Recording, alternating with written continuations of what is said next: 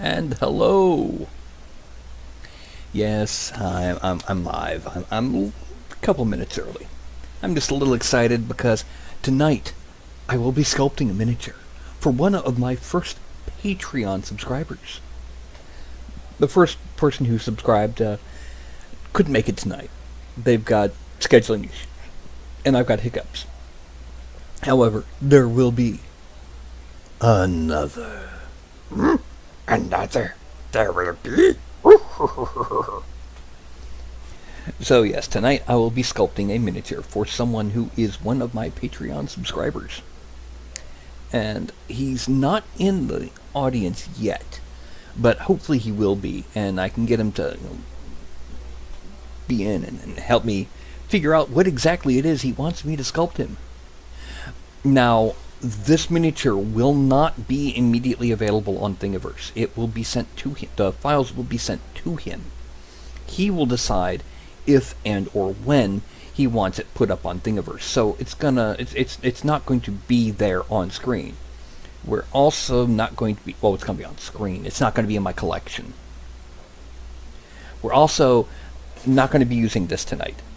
I still have forgot to put the gnome bard bit there, but we're not using that tonight because it's nothing but the Patreon sculpt.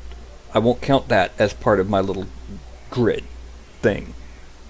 And I see we have a couple visitors at least, and so who's in there now?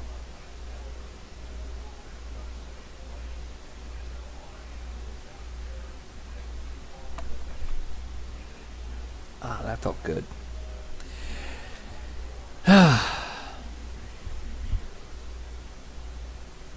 And hello, Spiffy Fits.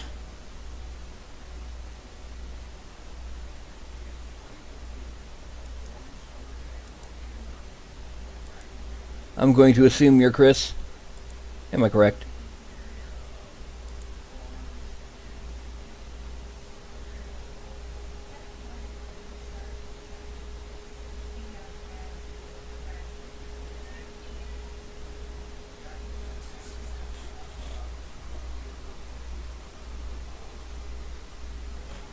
All right. Well, I guess the first thing I need to ask you is, what are you wanting overall? Just race class, clothing type, weapon, that sort of thing. Oh, I know how that is, being busy on the 3D printer. Oh yeah. It's actually, my printer's actually right below my computer table. A half-orc monk. Is he bald? Or does he have like that little tail? Is he more Japanese style or more Chinese style, more Tibetan? Or is he like Friar Tuck? Super bald. Which means he actually sits there with a little polish.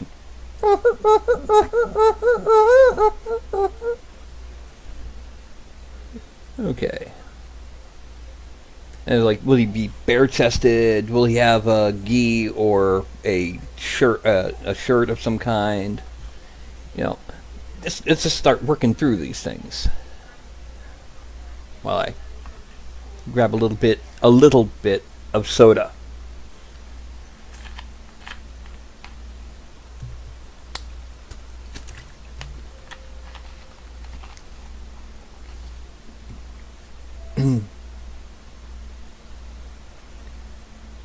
A sleeveless gi, Tabes. So it's almost like if Ken and Ryu were half orcs. And hello, Crazy Tay. Welcome to my first ever Patreon sculpt night.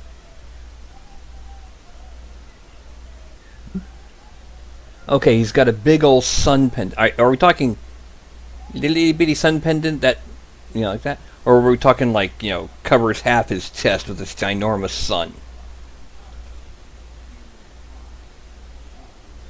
So big poofy pants around the thigh, tied at the knee.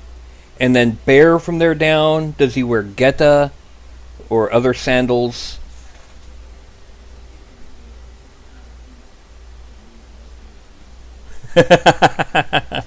So basically, just a little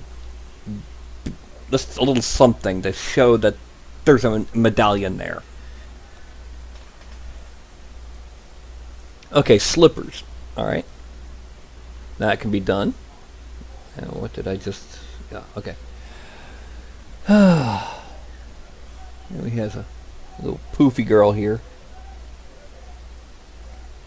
Okay. So, the next thing is, if I remember correctly, you said something about having a staff. Just a basic ordinary stick? Or would it be like have fancy shod, iron shod at the ends, with wrap around the handle, that kind of thing? Okay, leather bracers in each arm. Braces of armor. Okay. Are they fully surrounding bracers, or is it just like the back with a couple straps? Like I did an archer a little while ago that had a strap, a brace on the inside of the forearm, but straps around the back.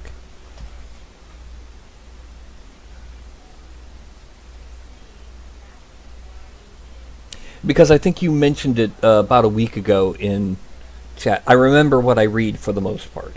Not everything, but a lot. Fully surrounding bracers. Okay. Does he have any kind of pattern on the back of the bracers? Are they like shaped like dragon spikes? Are they leafy? Are they just simple, plain with like maybe a rune or something? Sun pattern. Okay. So there would be like a circle in the middle with the wavy lines coming off. Alright. Now the next thing. Pose. What I can do is I can do some really quick samples, types of poses that we can do with a martial arts type with a staff, because I'm vaguely familiar with a large number of styles, not in terms of practicing, but in terms of recognizing. I also know, 6-foot staff made of a crystalline material called crysteel. Okay, that's going to be a bit much. What I can do is I can make it, a normal staff, and just give it kind of angular, pointed shod ends. That'll, you can always say that the rest of it, when you paint it, is wrapped in leather. That just makes things a little bit easier. A little tail. Yes. Excellent. All right. So what we're going to do, we're going to go ahead and transfer over to Dad's studio. And one of the first things I'm going to do, I'm going to expand him out so we can do all the posing. And then we're going to load in the half-orc tusks, parent them to the jaw. Oh wait, no, we don't parent him to the jaw yet. So we're going to take him. We're going to go to our orc race, and we're going to go to about 40%. That's about the standard half-orc there. No, 50. Then I'm going to parent the half-orc tusks to the jaw. And then we're going to reduce it back to 40. Oh. Didn't work right. Oh well. Let me zoom up to his head. And one of the first things I'm going to do is I'm going to scale them down a little bit. Then I'm going to Z-translate them back a little. Whoop, too far.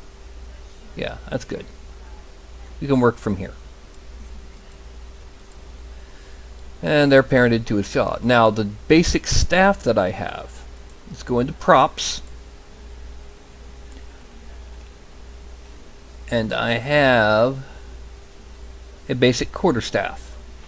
Do you want it to be held primarily in the left hand or the right hand?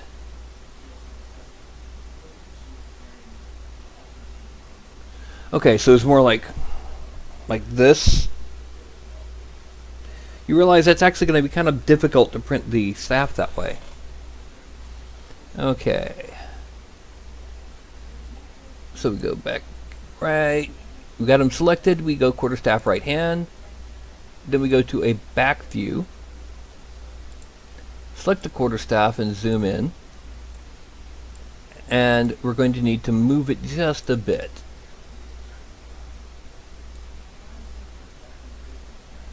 There. Perspective view. So right now, it's held with his right hand forward. If we want to change that, have it sliding up and down, all we really have to do is this Z translate.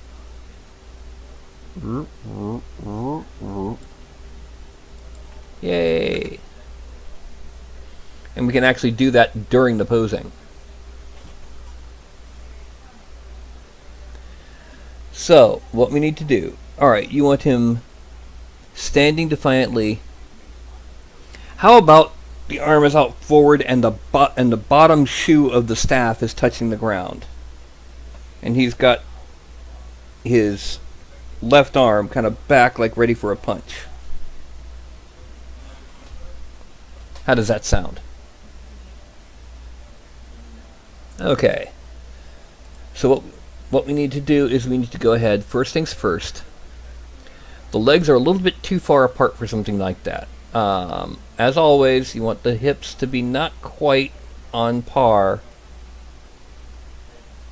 with the ground, or on parallel with the ground. So we're going to, yeah, that should be good enough for now. As you can see, that this square right here is not parallel to the ground. We're then going to select the chest and the abdomen and give it a bit of twist, because he's going to have this arm forward.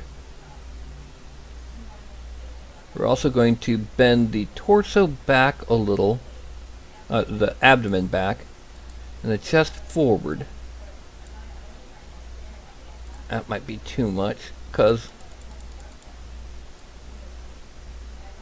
yeah. Now we need to move the legs.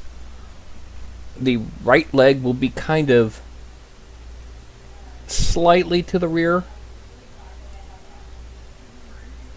Not that much. About there. And it'll be in some. Excuse me. Now we're going to do a front view, so we can see that the feet get flattened, or as close to flat to the ground as we can. Oh, that was too much. There. And now I hit Control D, and now that foot's resting on the ground plane.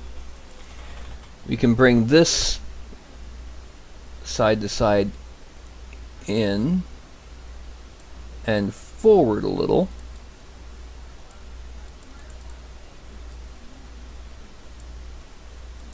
And bend this foot.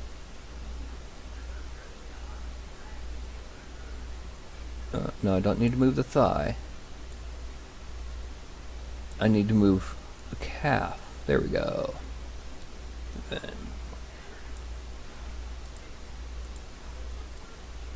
This is enough that it's a rather defiant upright stance already. Now, we're going to grab this shoulder. We're going to go forward with it. We're going to twist it back so we get a little bit of a twist in the upper arm. Then we're going to a little bit more forward there. Then we're going to select the upper arm. We're going to go a little bit more forward, bring it down and twist it a bit more. In the forearm, we're going to bend. Well, wrong way. We don't want him to have a broken arm. We're going to twist it a little bit this way, so that the quarterstaff is touching ground between his feet.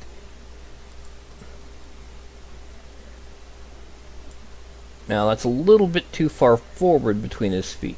But so what we're going to do, we're going to bend it, or we're going to keep it bent that way. Well, and then we're going to go backwards with it. Twist a little bit more and bend it more. Oh, I was selecting the forearm, thank you. Yeah. And bend it a bit more like this, along with a bit more twist. Then we're going to slide it out because we can do that. And let's go back to that front view. Yeah, we want it a little bit higher off the ground because of how we're going to convert the ends of this staff into those crystal shapes. Now, the other arm. We're going to drop it down just a little. Oh, no. I'm at the arm. Yeah, we're going to drop the collar down just a little and go back just a little.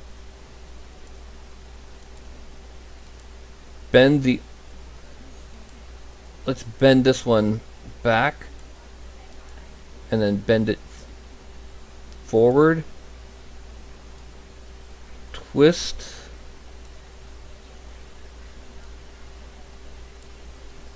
okay, we can unbend some of it. What we're going to do is we're going to then bend the fist like to there, a little bit more twist. No, let's undo that twist because we're going to need to bring this, bend it down. And let's twist it a little bit. Yeah. Trying to get a nice blend here. And then this hand we're going to merge into a fist. We do this by bending the fingers. And then the thumb.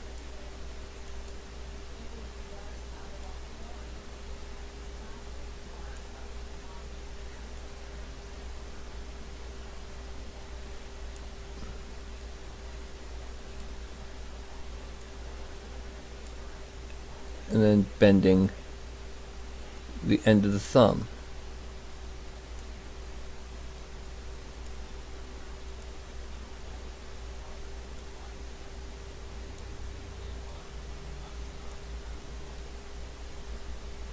Now it's too close to the torso, it'll interfere with trying to shape anything. We're going to get it out just a little bit.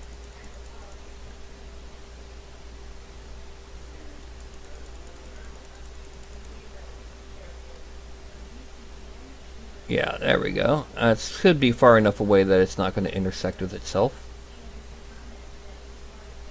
And then we have the head pose.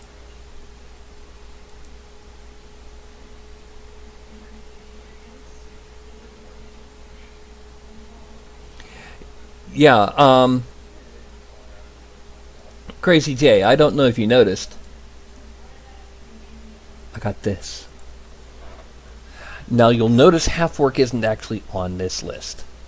That's mostly because I had to limit myself somehow, so I removed some of the races from it. And besides Barbarian and Fighter, most people usually don't play half orcs as one of the, I mean, there's a relatively, there's a show called Outside Xbox. One of the people on it, and Outside Extra, one of the people on, they get together and play D&D with one of the other video game channels, but when they do, one of them plays a half-orc bard who's a bit of a goofball. But yeah. Okay. Now you said he was muscular but kind of slender at being muscular. That's something we're going to have to deal with at the sculpting phase. So let's go ahead. I'm going to assume he's going to have his neck as straight as possible, as opposed to the typical for a half-orc. We're going to twist it slightly, select the head again, bend down, Then we're going to tweak those eyes a bit. We're going to take this one down a little.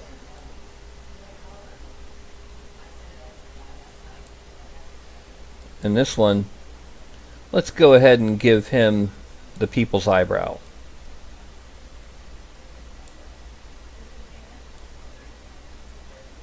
Let's also close the mouth, unless you want him yelling. Do you want him to be yelling, or just kind of like just a closed mouth expression?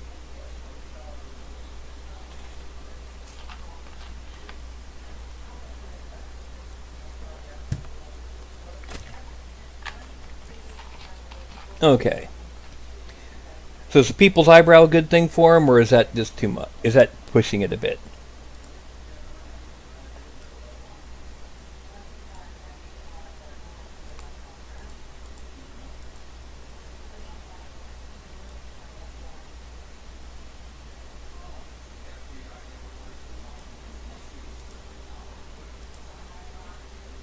Okay. Well, to be honest, we are now finished with what needs to be done in Daz Studio.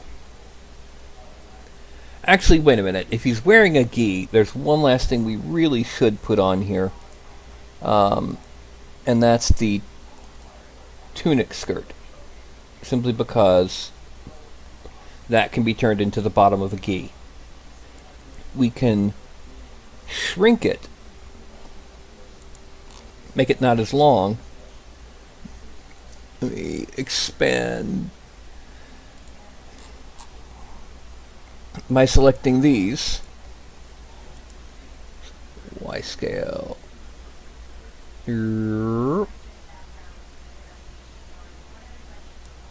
That's pretty good.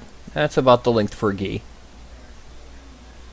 Okay, and what we're going to do, we're going to hide his quarterstaff and his tunic skirt.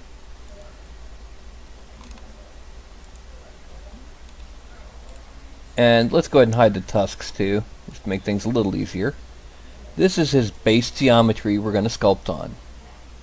Export.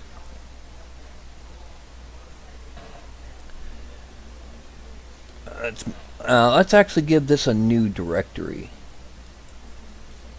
Patreon Minis.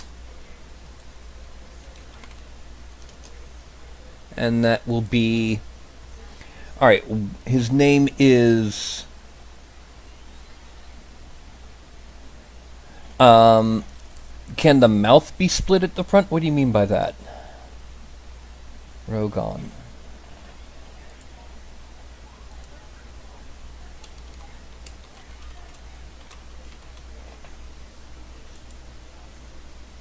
If you mean the tunic, it will be. I just have to have geometry there to work with. That tunic bottom that I added on.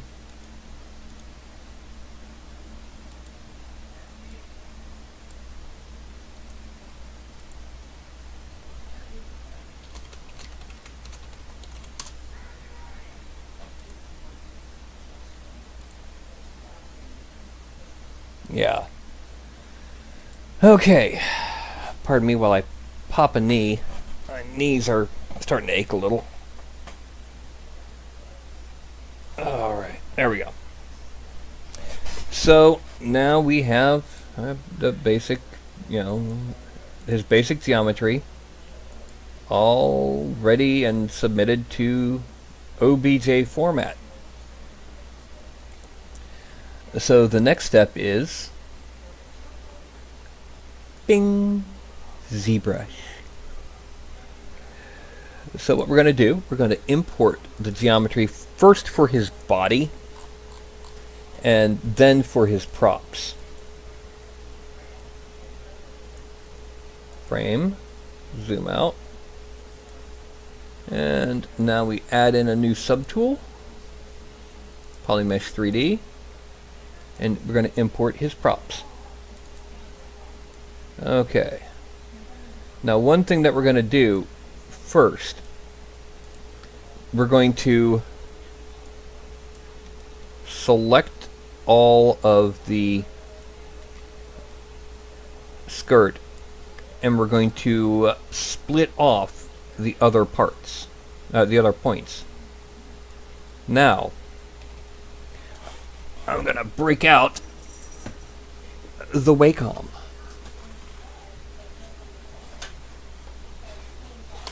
Oh, there we go. That's the whole cord. The cord, the whole cord, nothing but the cord. I'm going to come up here to stroke and turn off lazy mouse for the standard brush, but I'm not going to be using the standard brush. I'm going to be using the move topological brush, because what I'm going to be doing is I'm going to be pulling this out from his thigh.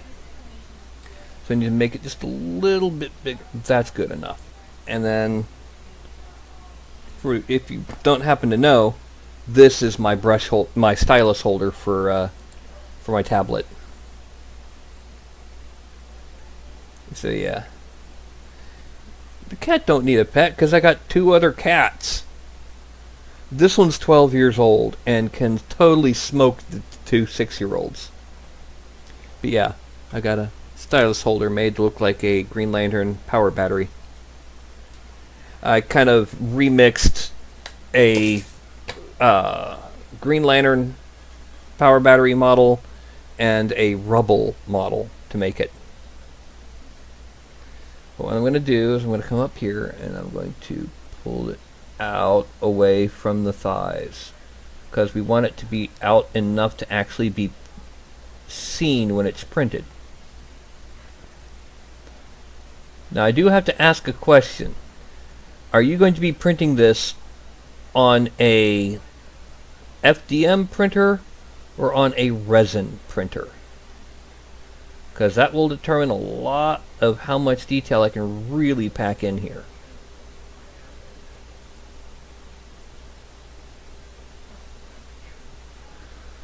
Okay.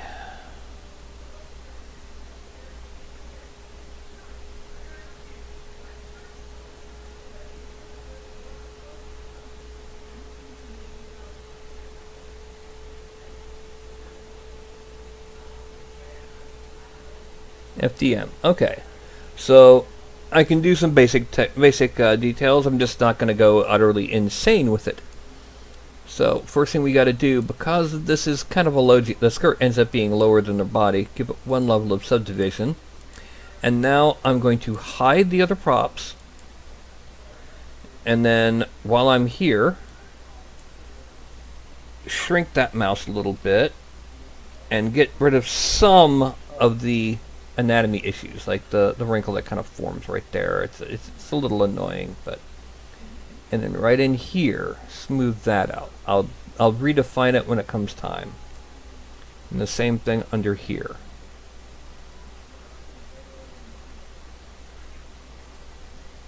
There's a couple wrinkles here, and now we go back to standard. Drop this down to about 7 and make it a little bit bigger, and pull out just a little bit here. And smooth, just to kind of straighten up the geo a little.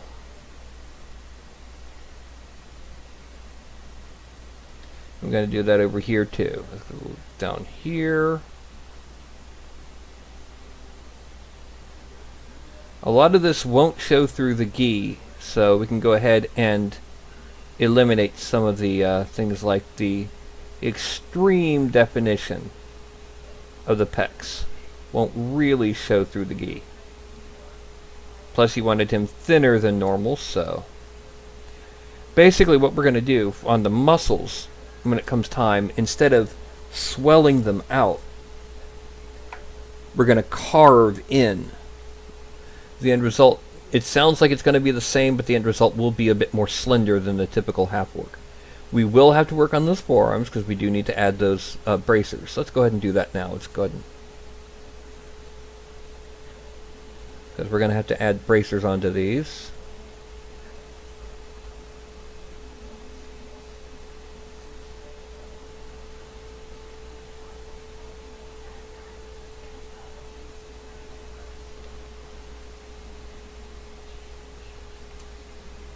And bring this in, bring that in.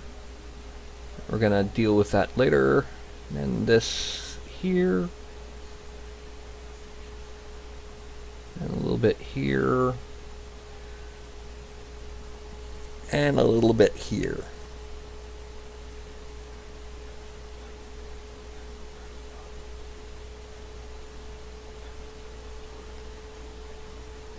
Then what we're going to do now is we're going to merge down.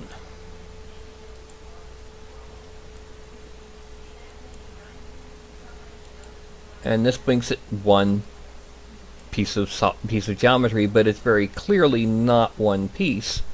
I mean, if we come here to this edge where the skirt area intersects with the torso, you can see that the polygons just don't line up. So we go ahead, we take this 25,000 polygon piece and we just start subdividing until we get to about 1.6 million. Drop it down. If I turned it on now, you barely could see any of these polygons, and only these polygons. You can also see an overlap area. So now what we do, we go to Dynamesh. We set blur to 0. Resolution to 768. I seem to get the best. I had to experiment a little because you want to try and stick to what your computer can handle. And for me, this is a good tier for a good compromise. Okay, now that we've got this, we're going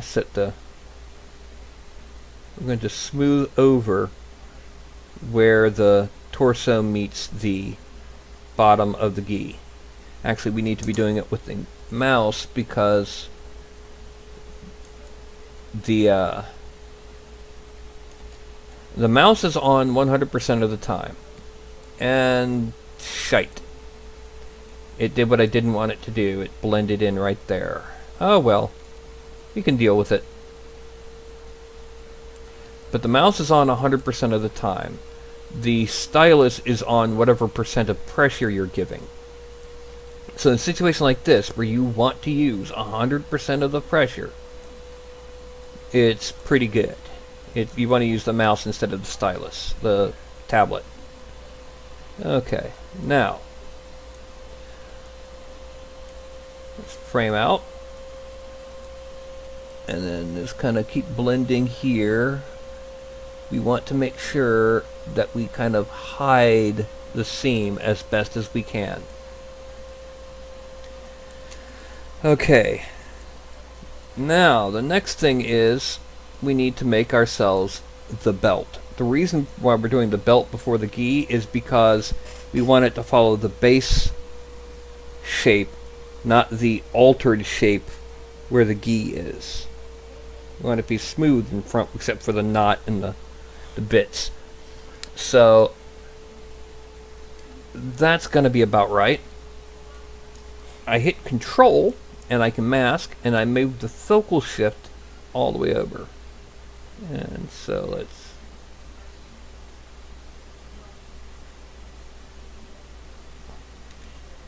bring that around. Bring it to here.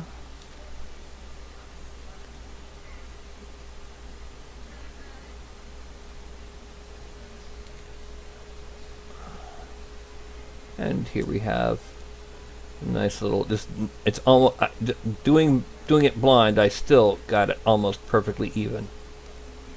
Okay. Now what that's going to do,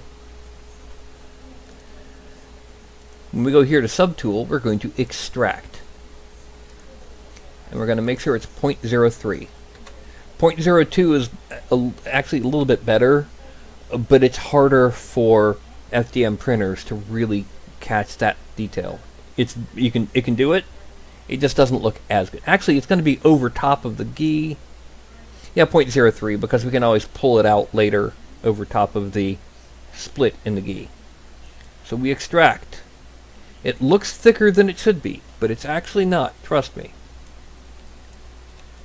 We drew to get rid of the mask, and you'll notice that he still has the mask on the base geometry, so we delete that. Now, The next thing we got to do, pardon me, it's in the side of the nose, is we have to dynamesh it. But, oh, wrong one. We got to be on the belt. Dynamesh is going to be on 128 because it needs to be a little bit soft surface.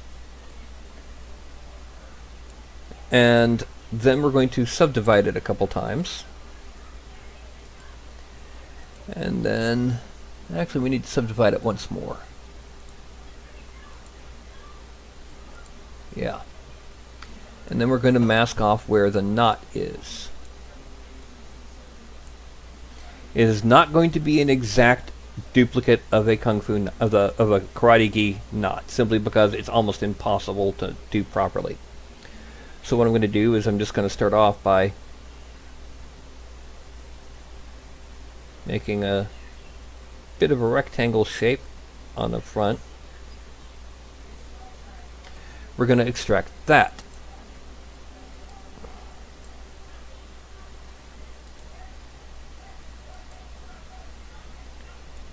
And then go back to the belt and now what we're going to do for this is it's going to be start time to, well, we got to dynamesh it. Oh, wrong one. I got to have the belt buckle selected. Well, the belt knot. We're going to dynamesh it, and we're going to divide it twice. And I'm going to use move topological to kind of change the overall shape. So I'm going to drag this up a bit and this out this way and down here. Then I'm going to use the slash tool. Where it is slash. Drop that intensity a whole buttload and turn off lazy mouse and shrink. And what's going to happen is I'm going to draw from here down that way and up here just to clear that off. I'm going to then kind of smooth out where it meets the edges.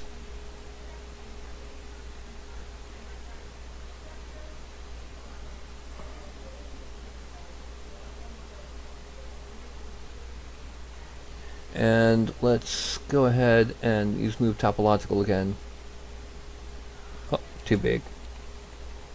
Let's kind of move this over like that so that it ends up being more of a knot shape.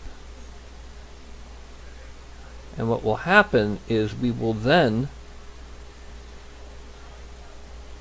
be prepared to make the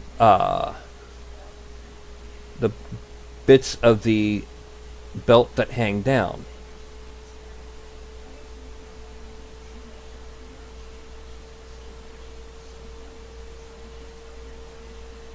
Okay. Now the way we're going to do that, we're actually going to not make it go down too far. We're going to use the mouse and we're going to mask off parts of the base tool below hand. So we've got to kind of hide the main thing. Now, actually let's not hide it yet because we want to make sure that we've got the mouse the right size. Yeah. Okay. Now what we're going to do is we're going to mask off where, well,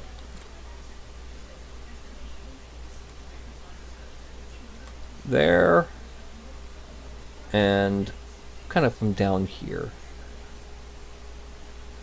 There. Then we're going to cut off the ends to make it flat.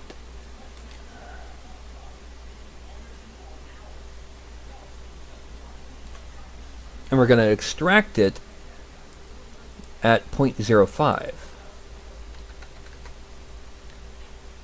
Extract. Too far. Let's make that 0.04. Accept. Draw.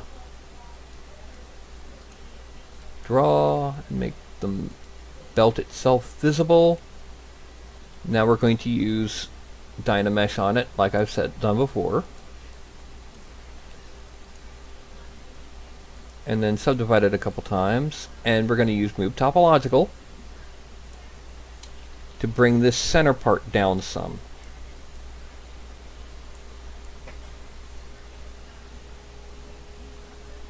So that it's coming out of the knot.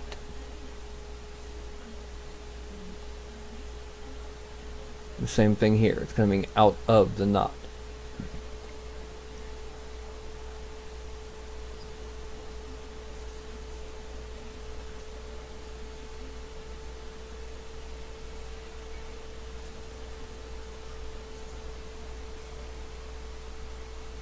I realize this is not like what the actual knot should look like, but this is about the best that we can get right now.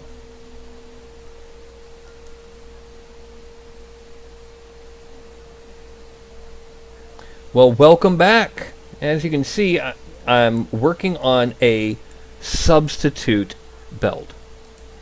It's not going to be accurate as the real thing, but it's something that at the scale of a miniature will look like the real thing. So I'm going to merge the belt parts together so I can hide them now,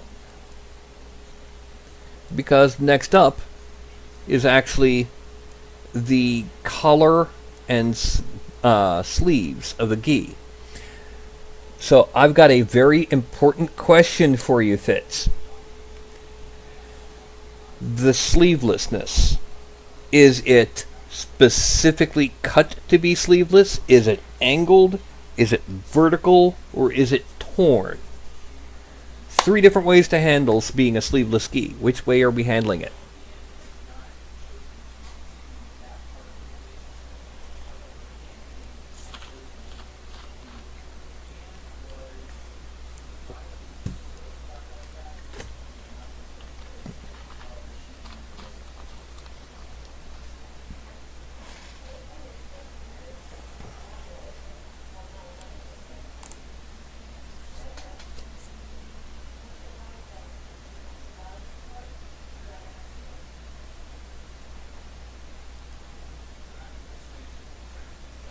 And I just hit refresh because it was starting to go behind for me too.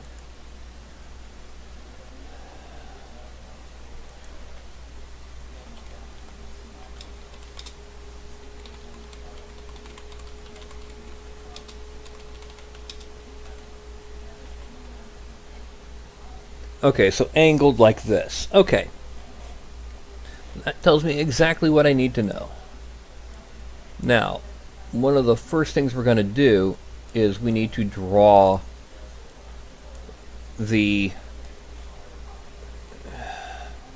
effectively where the collar is first. So we're going to mask off a rather large area and go down that way. It will then come down from probably about here.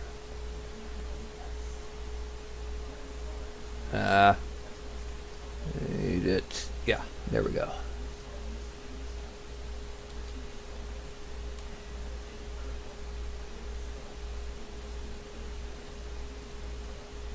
There. And then come around the back of the neck. And around the back of the neck.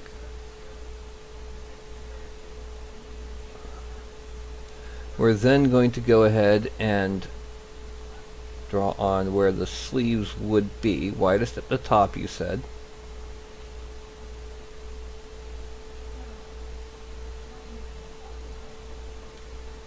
Okay.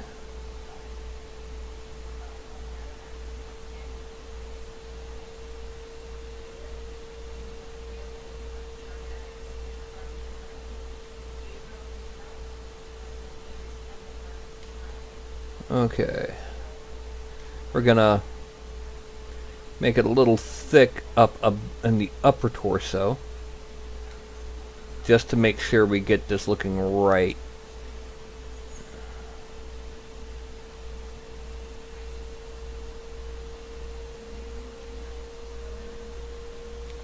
We're going to be smoothing it later. Alright, and then from here, coming back down, and then coming around.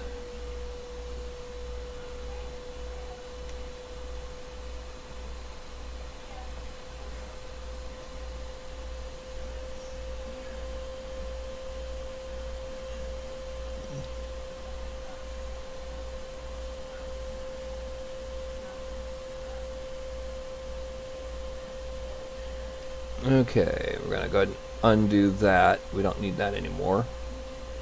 We're going to cut in the front to the leftover right seam. But right now what we need to do is we need to shrink the mouse and clean up some of these areas where it got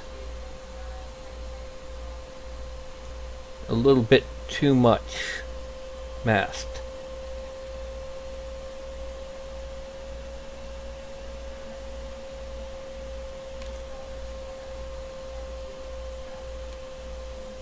What happens is the brushes in ZBrush are not like the ones in, say, Photoshop.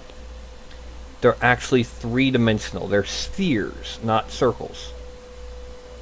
So it happened to catch some of this in its circle, in its sphere. Okay, now let's frame out just a bit.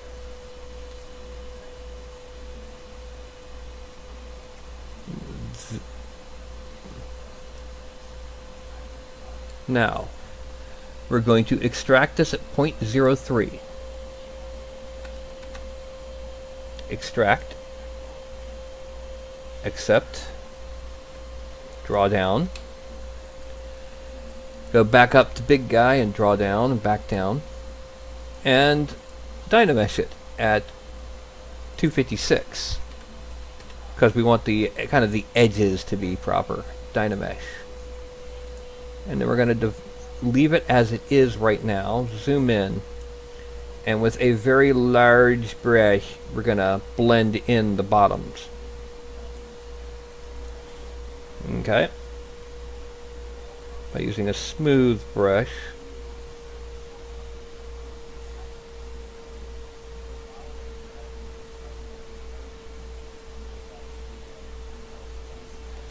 We're going to end up blending this back in completely so that it becomes the actual, you know,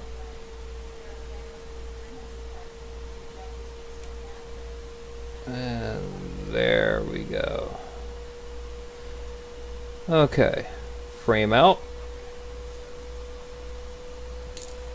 Now the next thing we're going to do is we're going to take him, we're going to merge him down. We're going into geometry again and Dynamesh at 768. Actually, no, I messed that up before we do that. Oh, hell.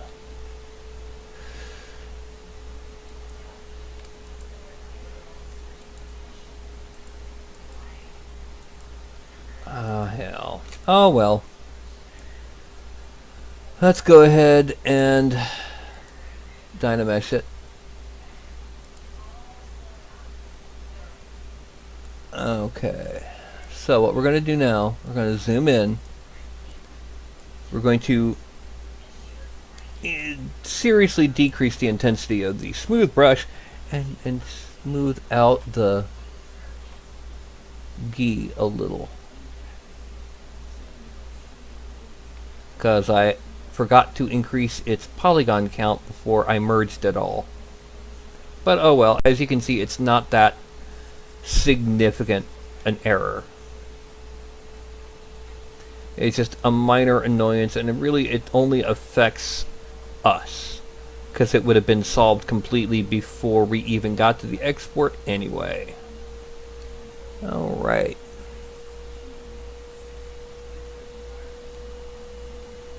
Now I'm going to increase the intensity back up to full. This needs to be at 51. And shrink the mouse a bit, and then blend it in with the torso so that it's further helps the illusion of being a garment instead of just being a vest. It makes it, it blends in with the, blends in with how it's meeting the bottom.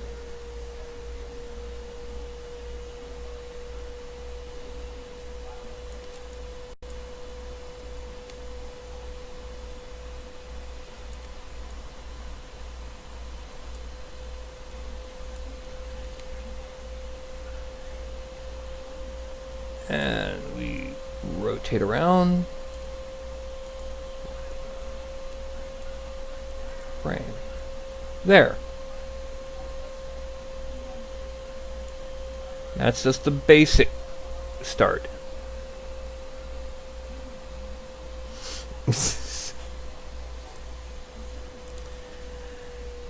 But yeah, that's how we get it to look like a single garment.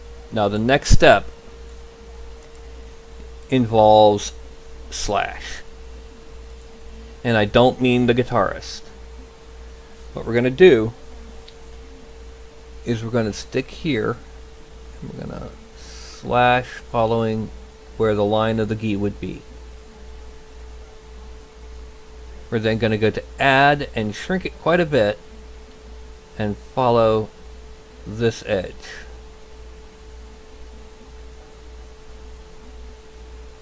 And give it just a slight smoothing to straighten out the edge, make it a little bit more organic. Then we're going to shrink the mouse and a pretty heavy smoothing along here to help take away that slashed look. Make it look like it's actually where part 1 overlaps part 2.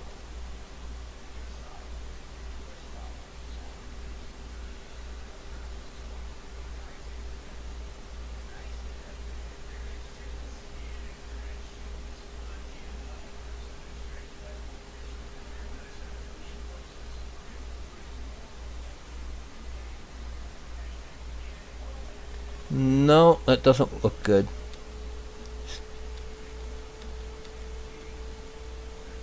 And there we go.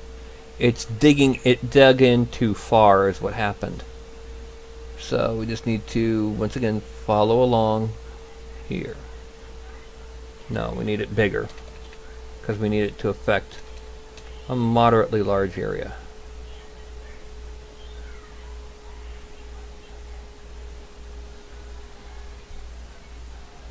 And then add, reduce it quite a bit, go along here,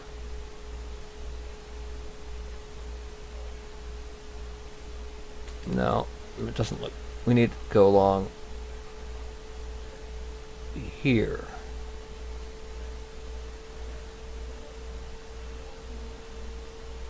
And that gives us our division between upper and lower.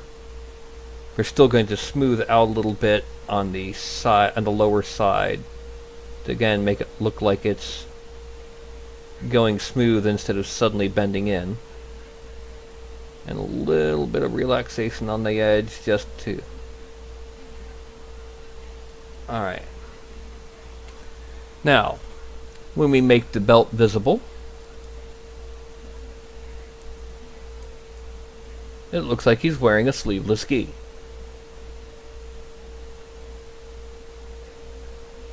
That is the first garment done. Now the thing is, you said that they were cut just below the knee or just above the knee? Because, well, above the knee would make them kind of, you know, Daisy Dukes almost.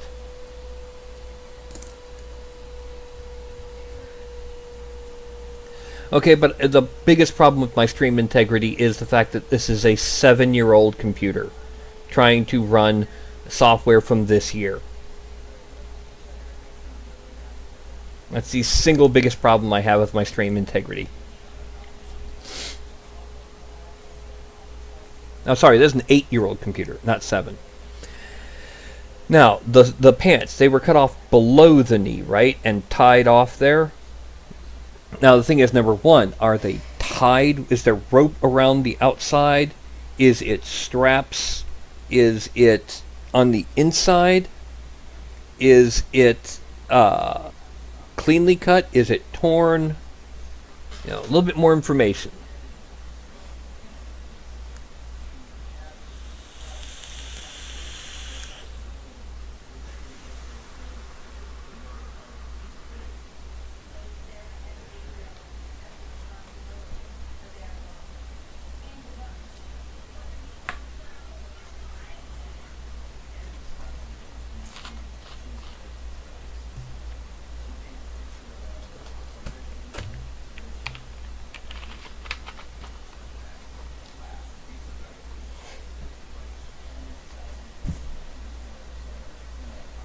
I will also confess I've been using ZBrush since version 2.5.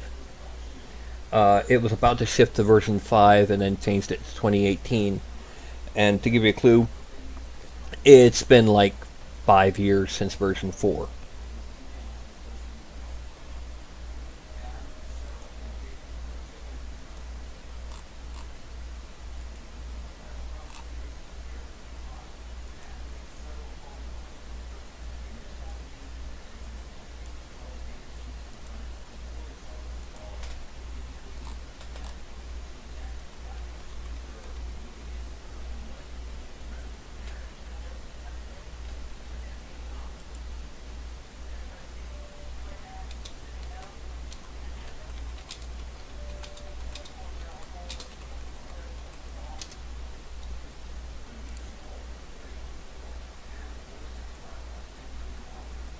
Okay, so it looks like they've got a cuff at the knee. Okay, that makes things a lot simpler. Because what we do then is we're going to go to the knee, we're going to take it, make it as straight up and down as we can. We're just going to select a chunk of the knee.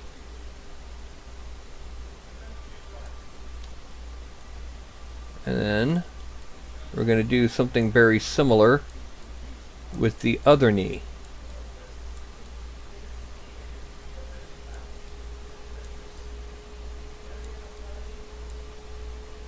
Just right here. And what we're going to do with this is we're going to extract it. Because what this will do is this will create our cuffs.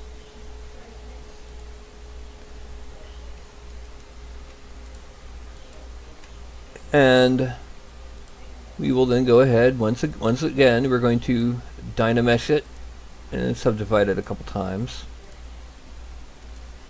Then we're going to go up to here.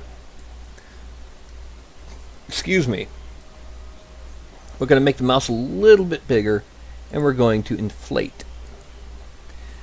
And we're going to detail this inflations towards the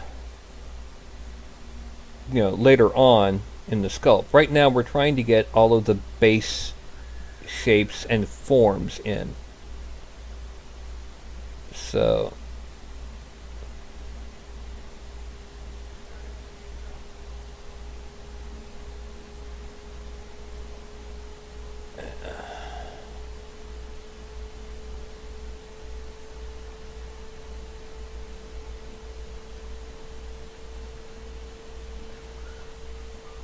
it's kind of funny that in the real world, raggedy things are easier to make, but in the digital world, clean ones and smooth ones are easier.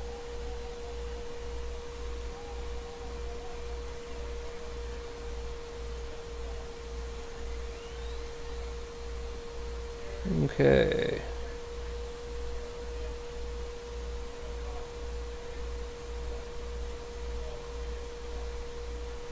Nice so far, huh?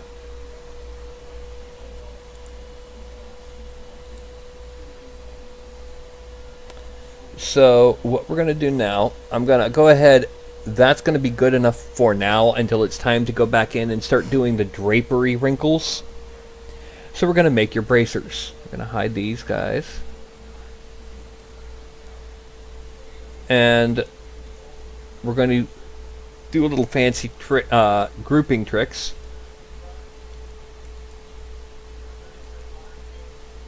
Now what we need to do is make that invisible, that invisible, that invisible.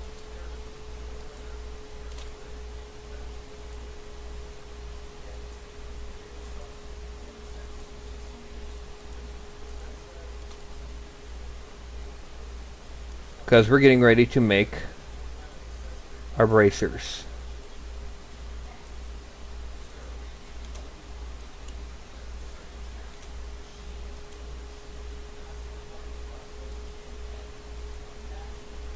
Oh.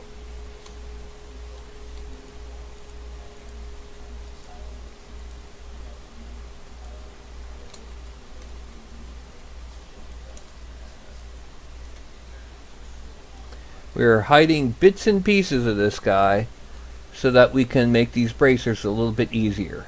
Alright.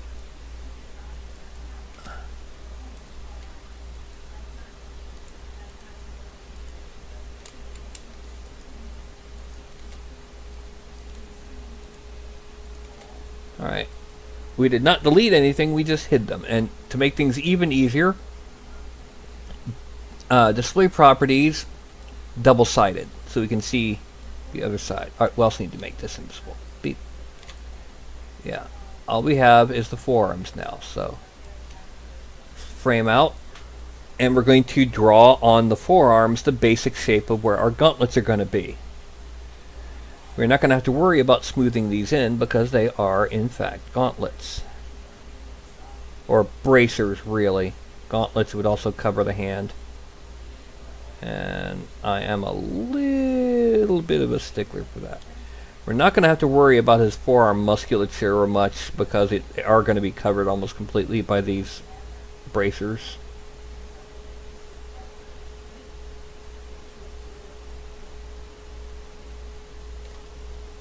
Okay, and then we're going to blend them up. Blend the sides together.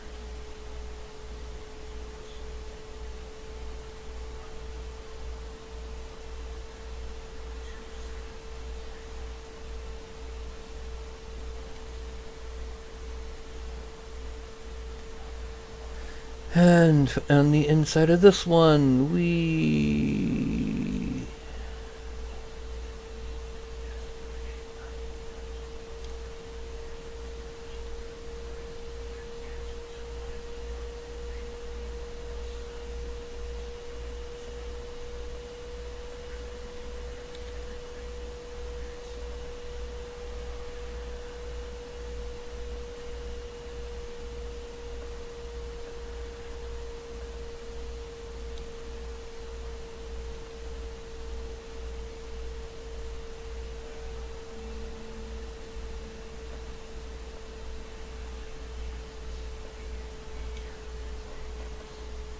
Okay, I'm going to go ahead and now make everything visible again. And scratch my nose. Actually my mustache, but nose. And we're going to extract these.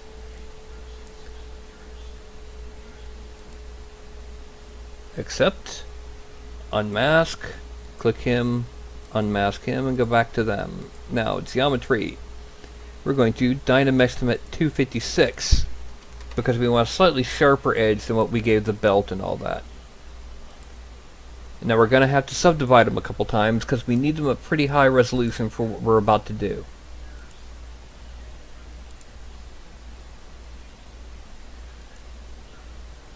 Now, Fritz, here's the next big question. Do you want laces on the inside of the forearms of these bracers? The reason I ask is because putting a groove down the middle of them to show that they meet there is easy to capture for FDM. But putting the laces across, well, just as an example, it would end up being larger. Much, much larger than the laces that I ended up having to put on the... Oh, too much. On the, Grumpy Ranger. Oh, come on. It's not that dark. Stupid, stupid. But you can see how small they are. All three of them. It'd end up being smaller than that.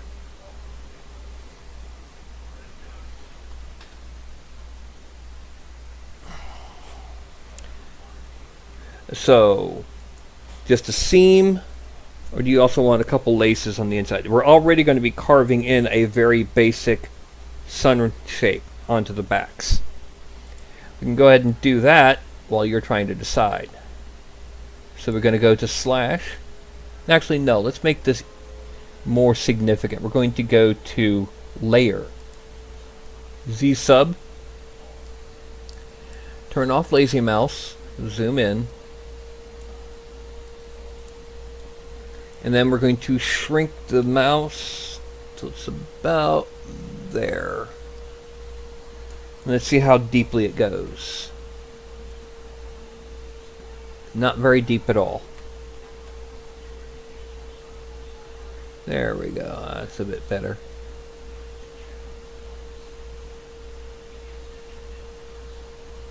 And then we're going to just draw them. Whoop.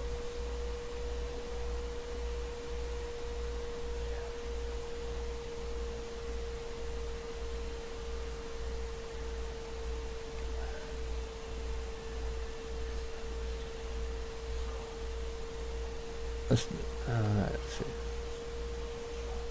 Out and out.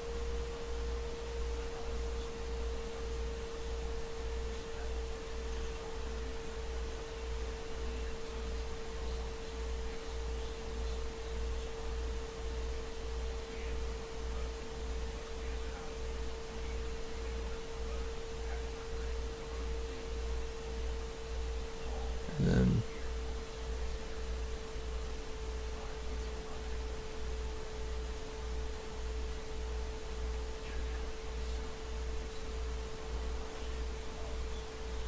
the next thing we're going to do is we're going to use inflate. We're going to make this more of a centered gem type looking aspect.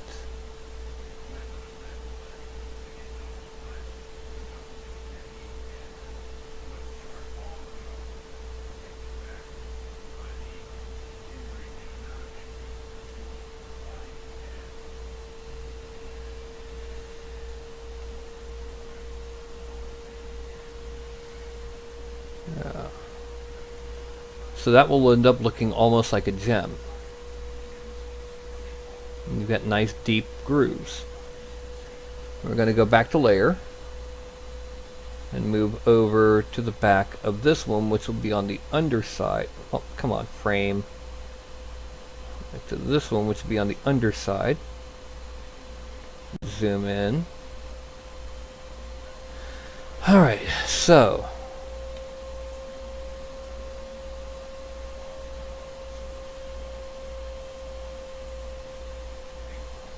let's again draw a circle and then go out, out.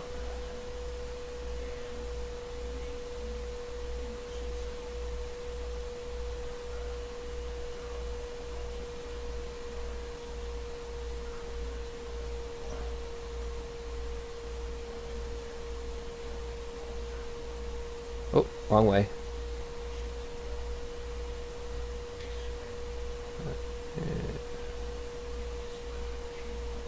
There we go.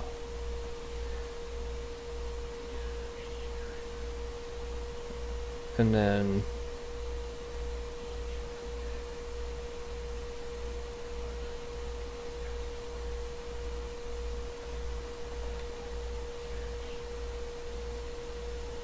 inflate this sucker until it looks kind of gem-like. And smooth it out a little.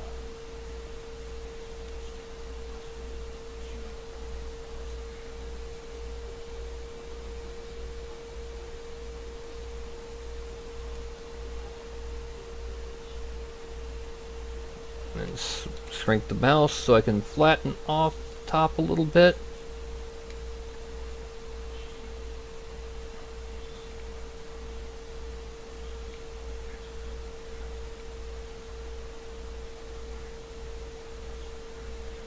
Okay, frame.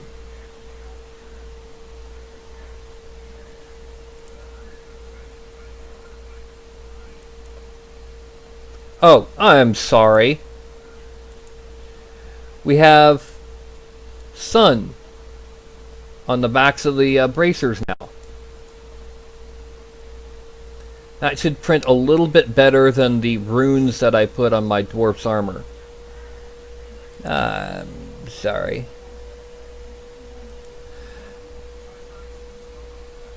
A couple large laces. Okay, we're going to make it 2 laces on each.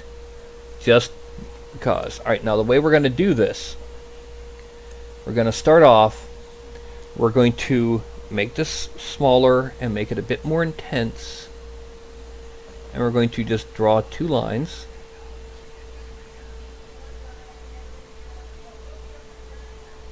And I'm going to hit 1 twice. And then the reason for that is because that actually...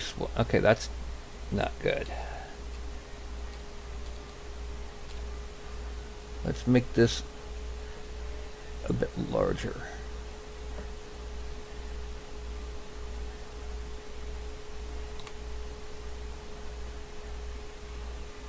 No. Okay. I know. Let's do standard.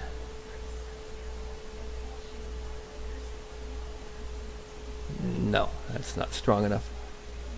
There we go.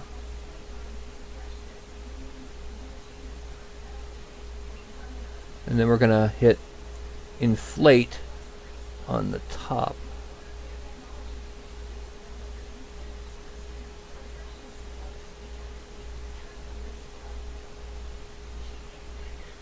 Okay, that's much better.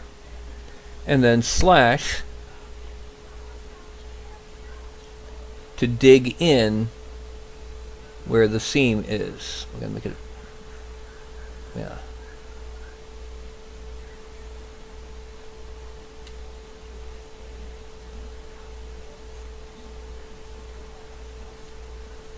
I need to make it bigger.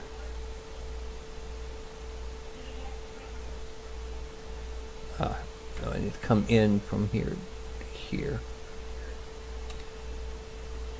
And then here to here.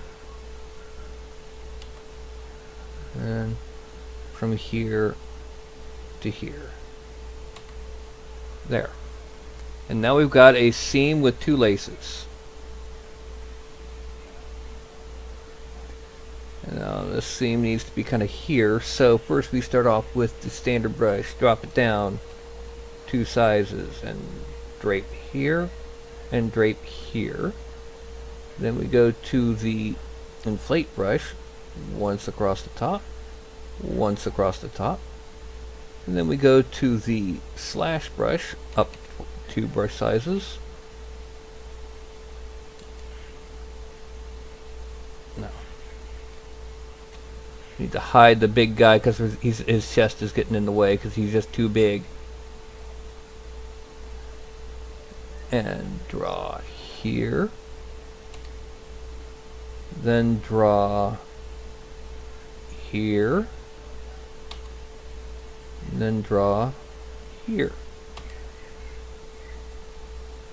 And we have our laces. Now a lot of these details look too big. But when you actually get to printing, you'll find that they're not.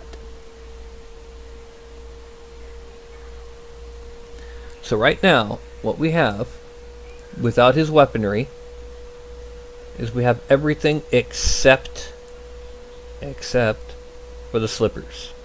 The slippers will be one of the last things that we do. I'm going to smooth this. Oh, I gotta have him selected. Smooth this just because we need it. Now, because of this, what's going to happen is we're going to have to hit Dynamesh 1 more time on the legs when it comes time to do the draping. Because if you look at the size of the polygons here, they're actually about twice the size of the polygons down here.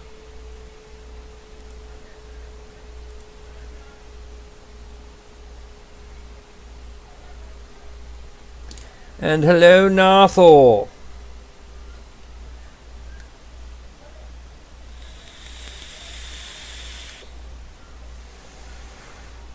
I'll be honest, a lot of the tricks that I'm doing when I sculpt these were tricks that I learned when I actually was sculpting in green stuff on paperclip maquettes to make actual 28mm and 15mm miniatures by hand.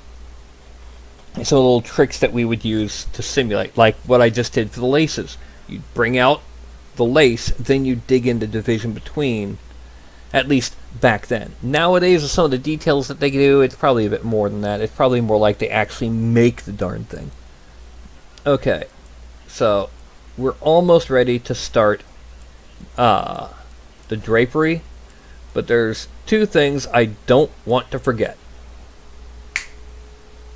Where are you going, furball?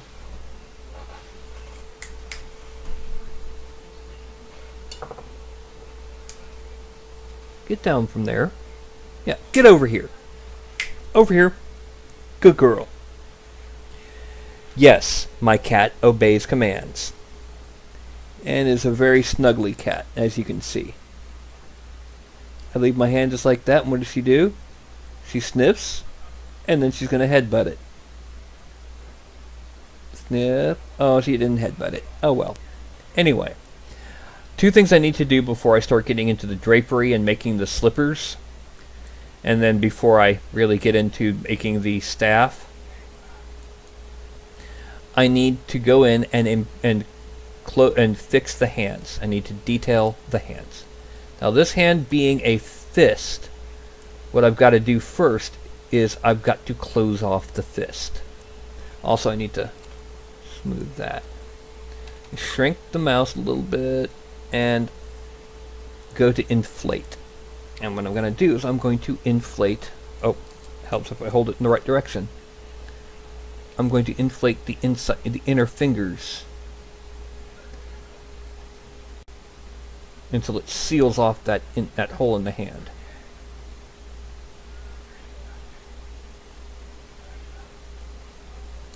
And there we go.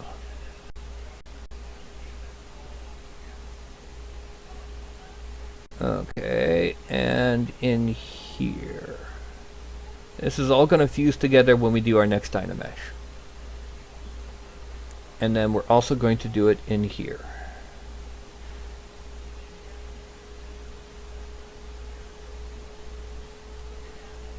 Okay, we're not going to have to worry about the other hand because the other hand is actually holding something.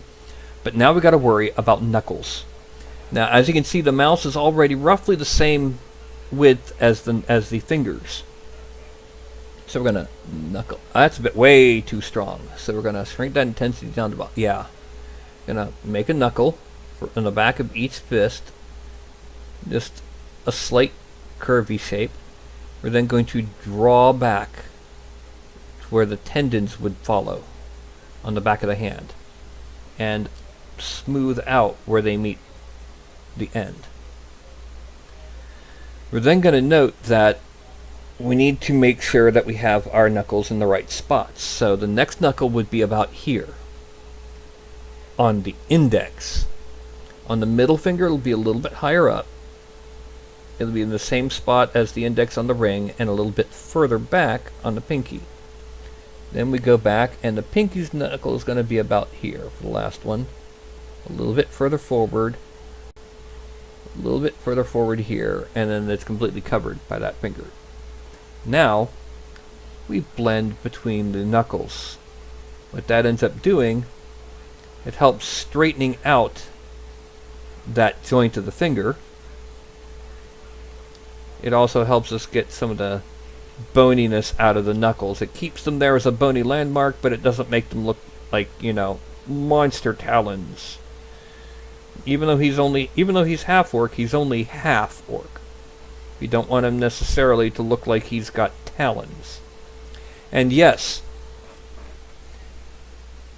I don't think you can see it, but on the backs of these hands, that detail does show through when you print it in FDM. I got it to show through on this dwarf and several other figures I have. On resin printers, it'd be almost blatant. So we're going to smooth the backs of the knuckles just a little. Smooth them together. And we need to flatten that there and there.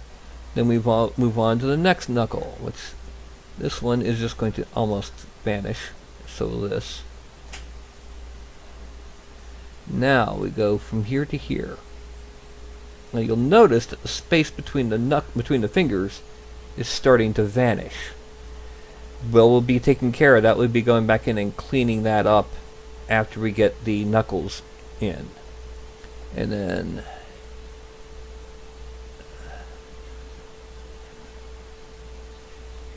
blend it in. And then we're going to very lightly brush over some of these knuckles that are just a little bit too big. Alright. Then we're going back over to here. And we're going to increase the size of the brush a little bit to add on this knuckle. And to inflate the inside of this thumb. We're going to flatten across and down, and then we're going to get a lot down here because this is where you get details for the actual hand itself. And you smooth them in because the details aren't bony landmarks here, they're muscular.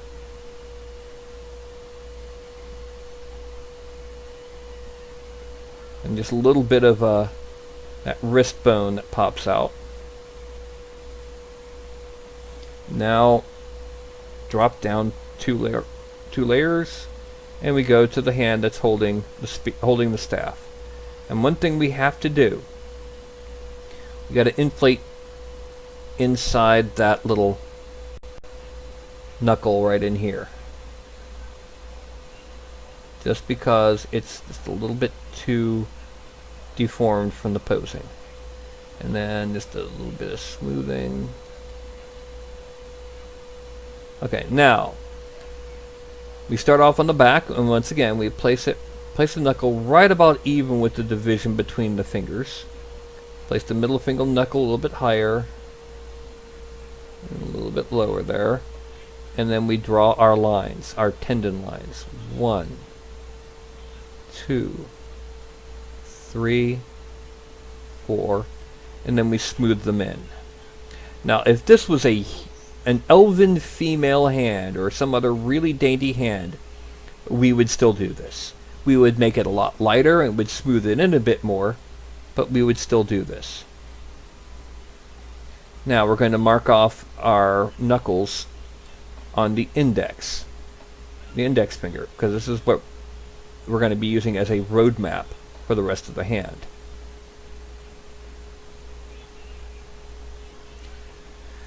And as before, the middle finger is going to be a little bit further forward, the ring is going to be at the same point as the index, and the pinky is going to be just a little bit behind. Then we're going to do it down on these knuckles. And like we did before, we're going to smooth across. The reason we didn't go back in and do the division between the fingers on the other hand yet is we got to change the size and type, and it's very distracting. It's easier just to go ahead and handle what we've got with the same brushes. Yes, a lot of sculpting is what's easier or what works better. You know, there might be multiple ways to handle something. For example, when I did the gap for the front opening of the gi, I could have done it the same way I made the shoulder sleeves, or I could have just gone ahead and just made a full new layer. I decided to go with the sharpening of the just digging in and digging out for the thing instead. So I'm going to smooth that out until it's kind of even, and they're not going to see it, but just because it's going to make it a little bit more, feel a little bit more. See, the thing is, a lot of times adding detail that isn't seen, you might think that, oh, it's not going to have any effect, but it is, and it's going to be things that we don't notice consciously.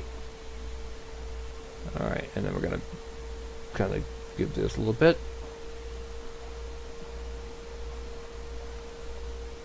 Now, the hands already look a ton better, don't they?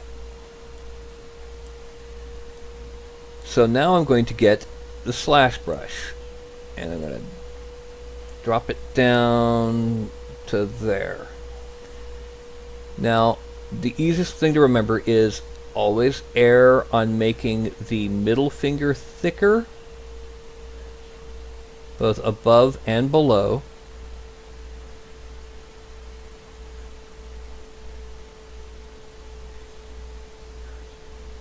And on making the little finger thinner. And I don't mean the guy from Game of Thrones.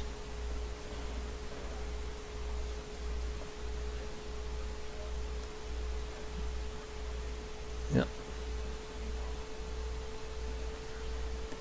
And actually, I never watched Game of Thrones, so I realize this makes me a mutant, especially in fans of fantasy.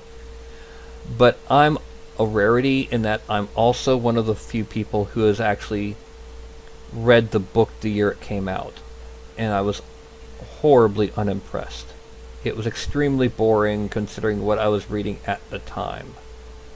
It was not as exciting as the HBO series appears to be to many people.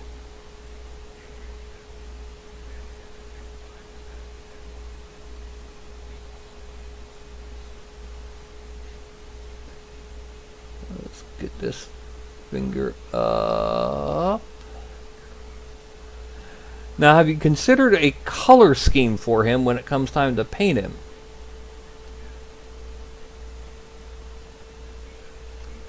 And have you considered if you're going to eventually allow me to put him up on Thingiverse? Yeah, there, look at those hands. Isn't that not a lot better for those hands?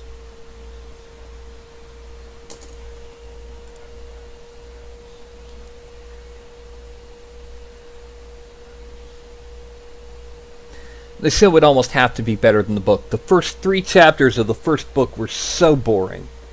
So incredibly... It made the Silmarillion read like a Marvel comic. That it was that slow. That... bleh.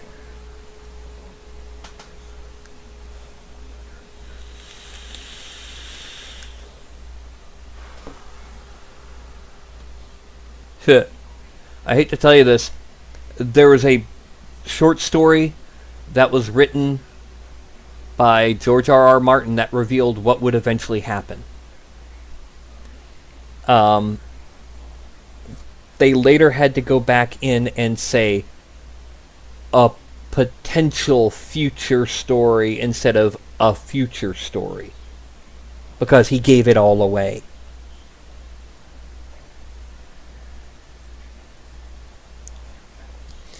Oh. Yes. We find out who wins the Game of Thrones.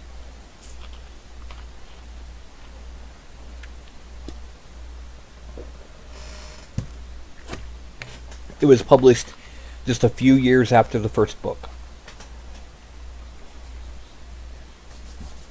Don't forget to occasionally refresh, because there is lag. Both from it and occasionally me. I know. Oh.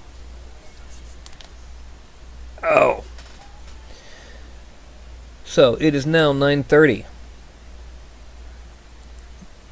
We are almost ready to finish. All we really have to do left, I want to detail the head a little bit more. Then I'll get into the drapery and the staff. And once that's done, to detail the head, we need the tusks visible. Now, one thing is, this lower lip does not really show well on FDM, so we're going to go ahead and we're going to inflate it a little.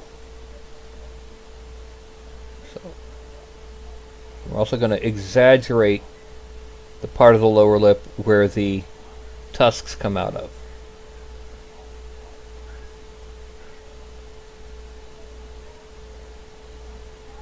to help emphasize the tusks.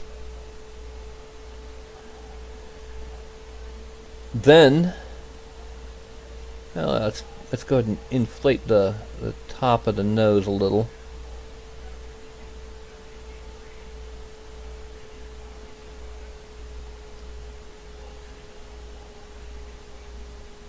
Yep. Then we're going to use slash once again with a lot less intensity. Add some further detailing to the that.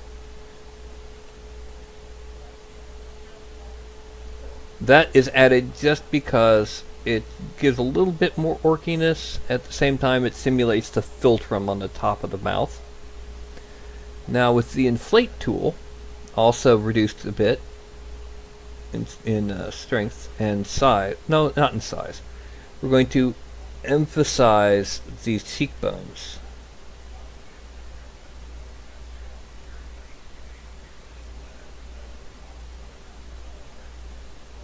And the jawline.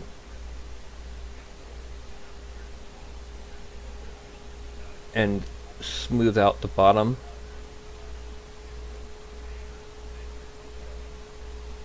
This makes him a little bit more heroic, and since he's a PC, we want him more heroic. And then we're going to also inflate here to make it a bit more obvious that this is in fact, this is in fact a raised eyebrow.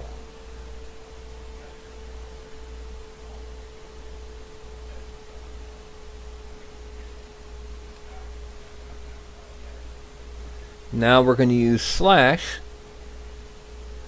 We're going to outline the eye again to make it obvious when it comes time to print. Alright, we need a bit bigger brush. Because when you dynamesh, things that are close together end up blending like you see here.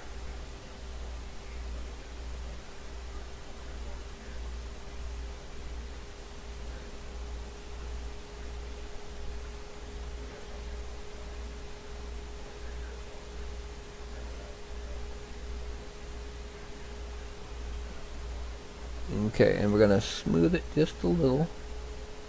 Just a little.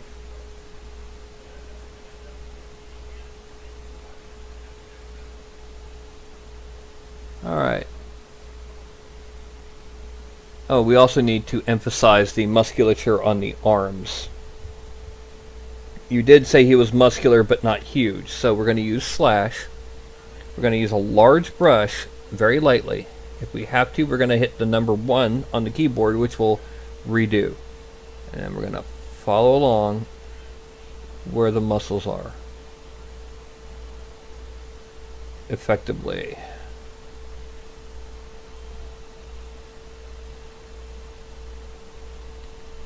Hit a 1 and then just a little bit of smoothing here.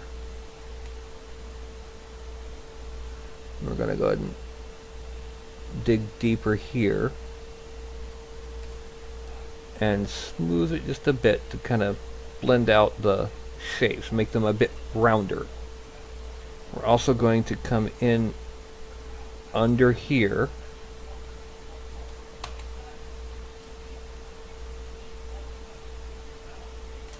I'm going to shrink this down and smooth it out here.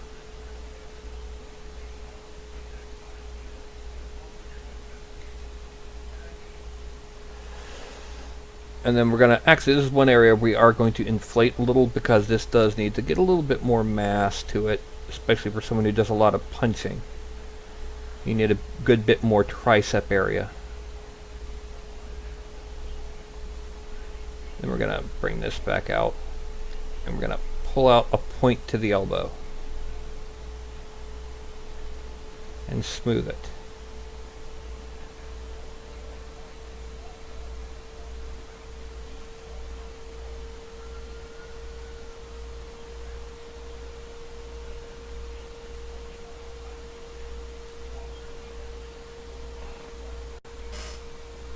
Okay.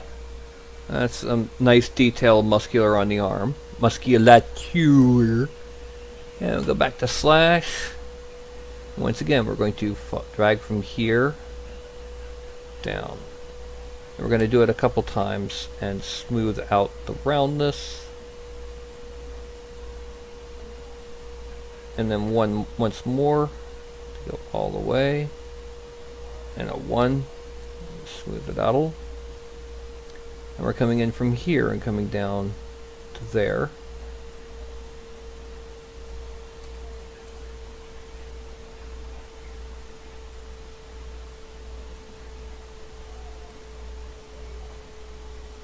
Okay, and then we're going to come from here.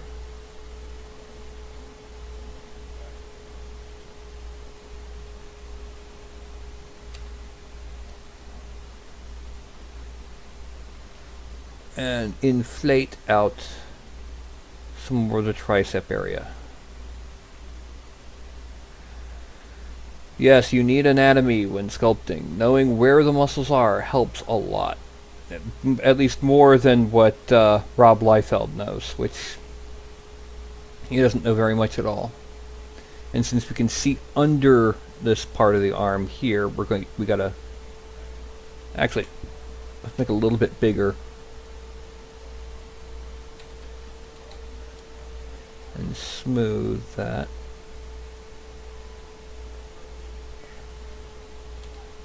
There.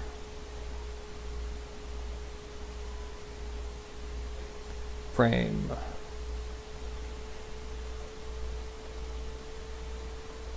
Actually, I'm thinking that's too small even for a half orc. So let's go back to inflate.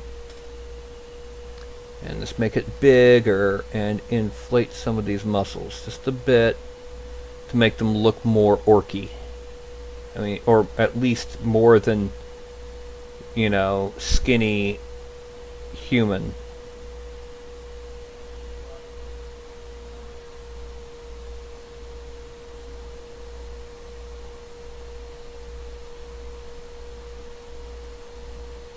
There we go.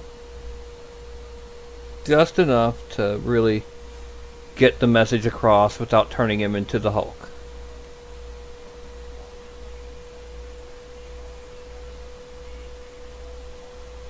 Okay. Oh!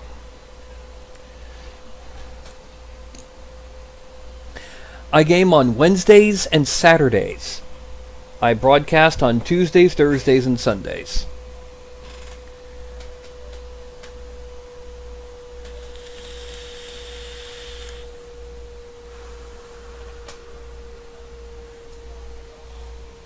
We still have to do the drapery before we can do the staff, the pendant, and the slippers. The slippers and the pendant will be bang, bang, bang. They'll be really quick. Trust me. Okay, the drapery is what's next. So, we're going to start with the sleeves. We're going to hide the staff and the tusks. Zoom in on there. Now, the thing about drapery is there's several kinds of wrinkles. And the different kinds of wrinkles behave differently. For the most part, wrinkles are actually sharp, not smooth and flowy, unlike a lot of miniatures show. So that's how I try to handle them. We start off with what are called compression wrinkles, which is what you'll find mostly around here. The inside of these wrinkles will start in... Okay, that's too light. You need a little bit harder. A little bit larger. Basically, I'm going to draw something like that in the center of each of the bulging areas.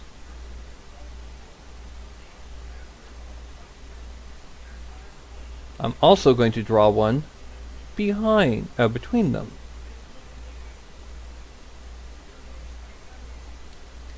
Okay. That goes all the way in.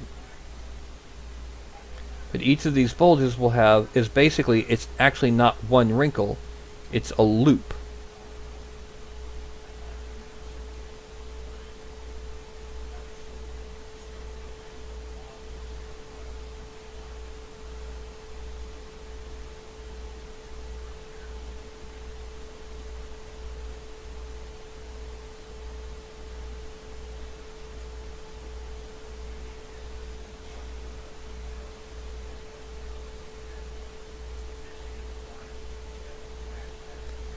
Okay, and then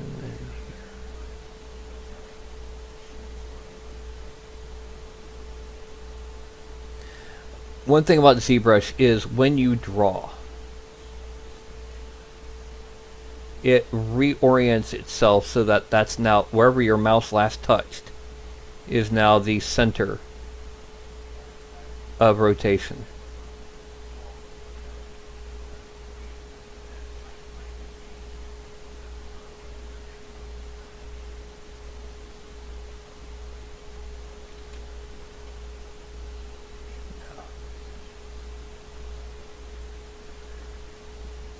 Now I do the same thing over here.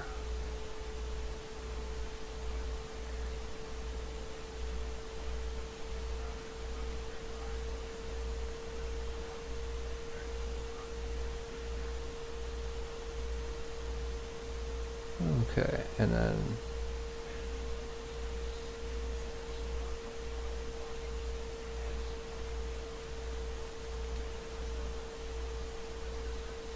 there's three main kinds of wrinkles. This is what's going to be what's called a compression wrinkle.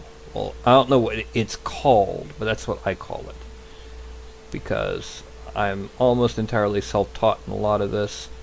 I remember the lesson, I don't remember the terminology necessarily, but I remember what it looked like and why it acted the way it did. This is also something that is learned by observation.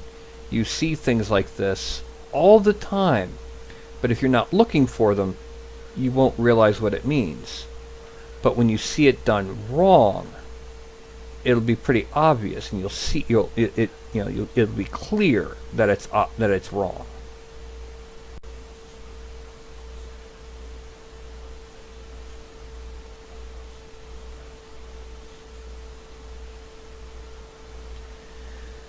And that's why it's like, you know it doesn't look right, but you can't put your finger on it. That's what's happening, is you're seeing something that you see all the time that you know that this is wrong, but you don't know why.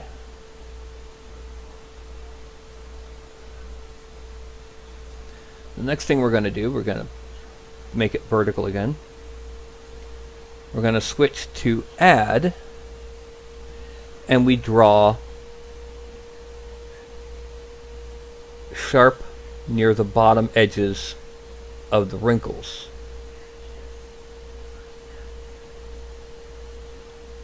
Because cloth doesn't bend smoothly, it bends with a sharp fold, like paper. You can bend paper, but when you fold it, it creases. Now I just brush it over lightly to get rid of some of the excess.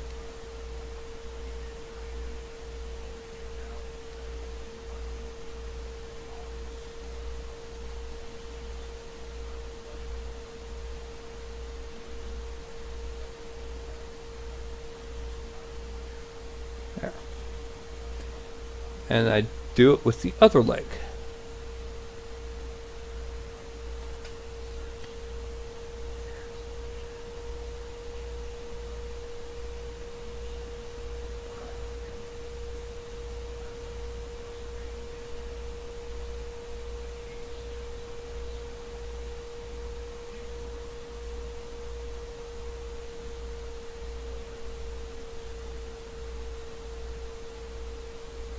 And then, like I said, now that I've got the sharpness in, I just give it a very light brushing to get rid of some of the excess, especially where it pokes out farther than it should. That's holding shift down activates the smooth tool, which is what's doing the softening of the sharp edges. And the pants are nicely wrinkled. Oh!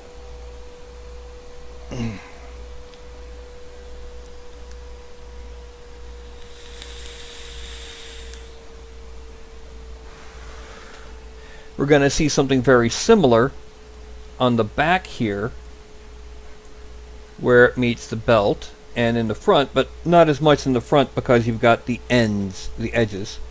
So we're going to go ahead, instead we're going to start with the standard brush, and we're going to use that to make the basic wrinkle shapes that are going to kind of radiate out from the back.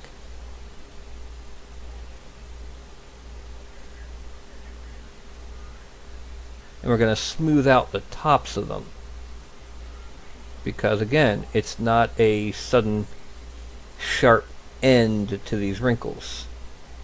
Now we're going to slash again, and we're going to dig in, dig a little bit between, dig in, dig a little bit between, dig in, a little bit between, dig in. And let's smooth it just a little bit, especially near the top once again. Switch to Z add, and sharpen the bottom edges of these wrinkles.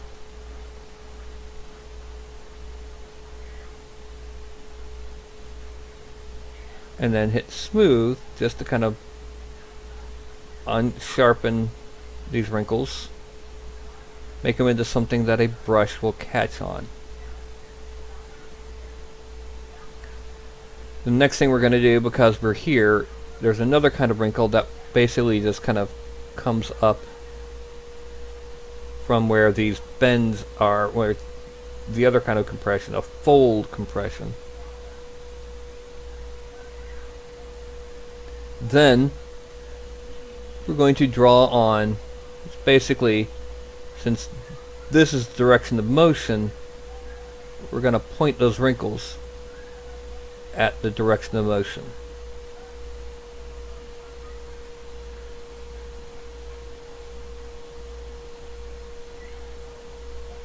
And smooth out the bottoms, a little bit of extension for some of them. And then we're going to use slash to draw on the underside, the bottom third of the wrinkles. What that does is, because folds, like anything else, are subject to gravity. And then hit smooth to kind of get rid of some of the exaggerated sharpness. And smooth off like the top third of these wrinkles.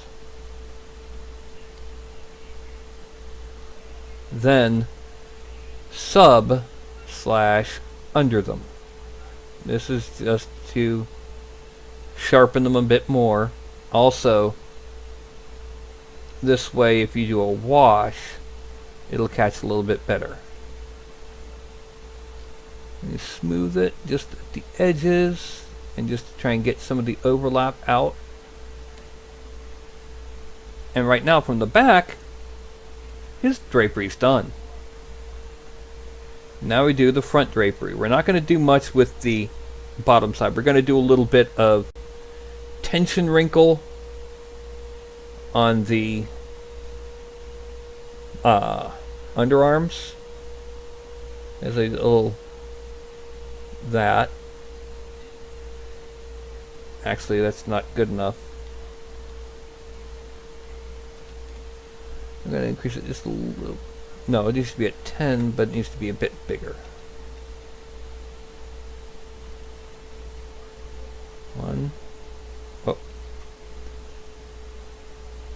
1, 2, 3. And then just a little bit of light.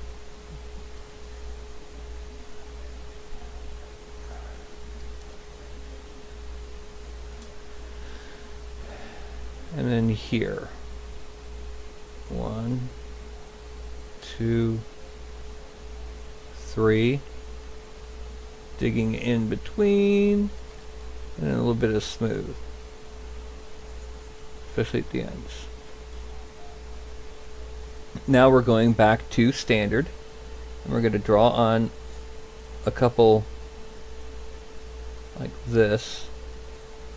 These are going to be the wrinkles coming from the compression. And again, they would behave better on a resin printer, but the fact that they're there is still going to, it's going to have the impression that we want. And now we go to slash. It is on Z sub, and we're going to draw in the insides of these wrinkles and kind of smooth out the tops.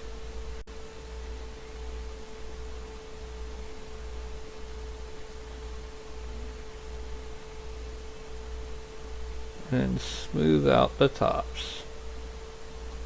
Go back to add so we can grow on, and we're going to just draw on undersides of these wrinkles.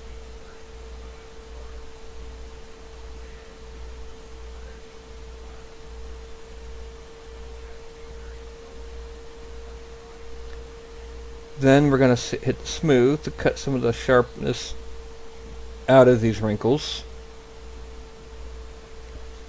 so they're not exaggeratedly sharp.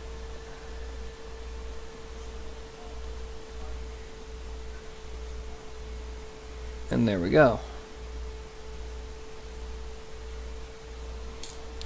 And while we're looking at that, I'm going to get some sody pop.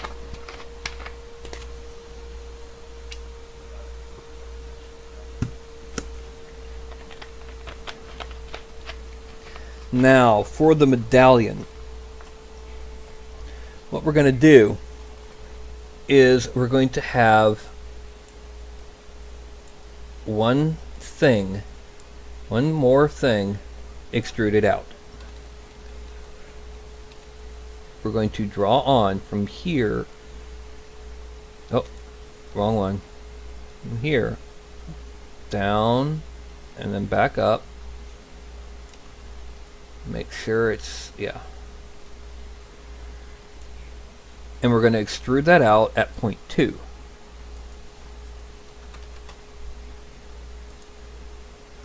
Accept, unmask, and make him unmask. Then we're going to dynamesh it. We're going to dynamesh it at 64. We want this kind of round. Too much. Okay, we need to dynamesh at 128. Subdivide it a couple times. Then we're going to use move topological, much bigger than it was, and just kind of drag it underneath the gi. And drag it underneath the gi. Then, because this is such a small thingy, I've got a little brush I've made. It inserts gemstones, and I need to change its depth so its embed is actually less than 0. I then click here, and oh, that's right, I gotta delete lower.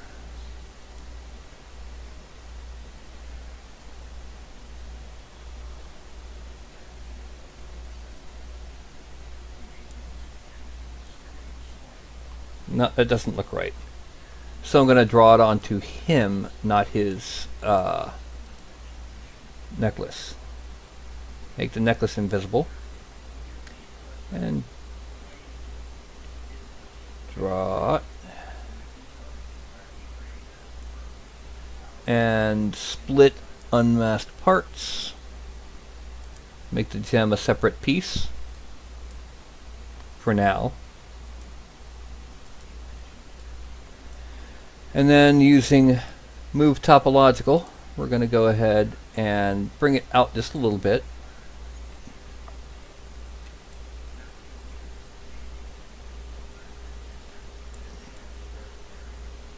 I'm going to grab the top and drag it over, and the bottom drag it over. We're then going to shrink it a bit. I'm going to bring it up and down to make it more round.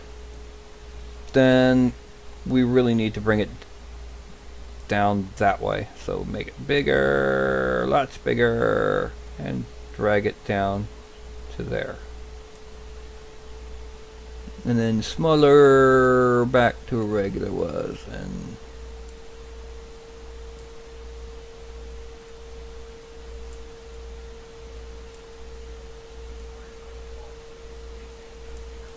then we're going to smooth it just a little bit. And when we go up to here, we're going to smooth this a lot.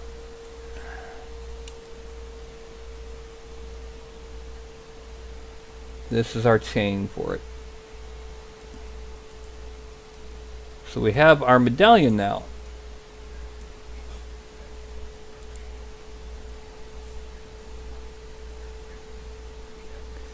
Oh, next up is the slippers.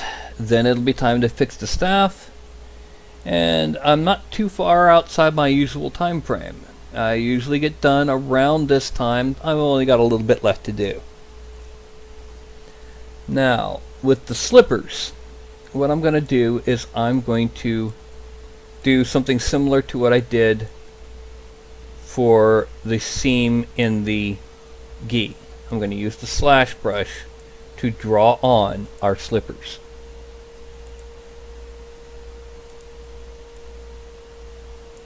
Make it really big. And then what's going to happen is, first things first, we come over the top of the toes. Kung Fu slippers tend to go about halfway down the foot. So,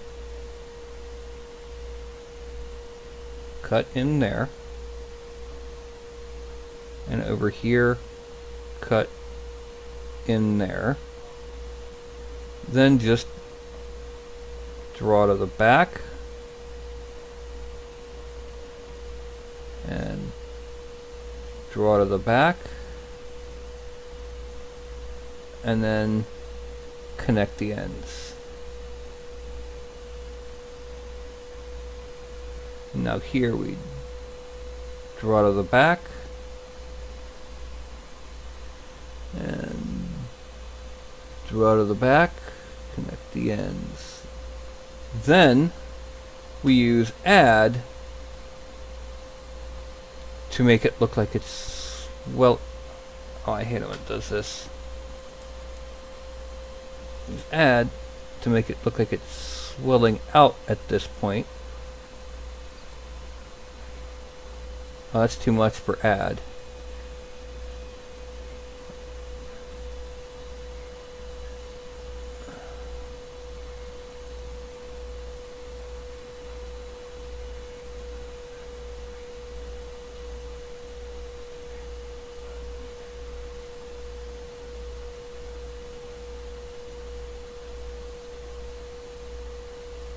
Come on, there we go. And smooth just a little bit where the foot meets that seam.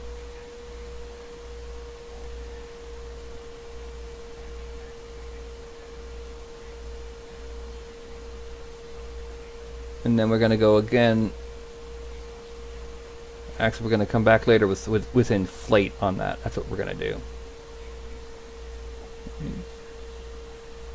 Draw around. No.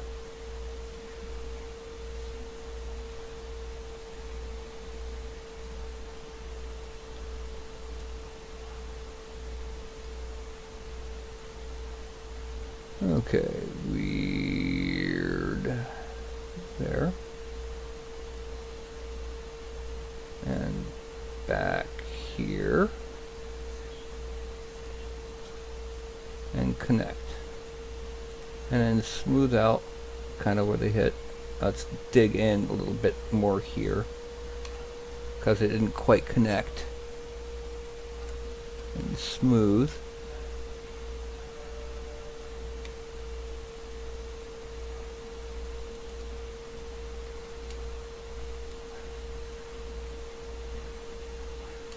Then we go to inflate. And we're going to follow where the edge was. Because we want these shoes to be what sticks out, not the ankle.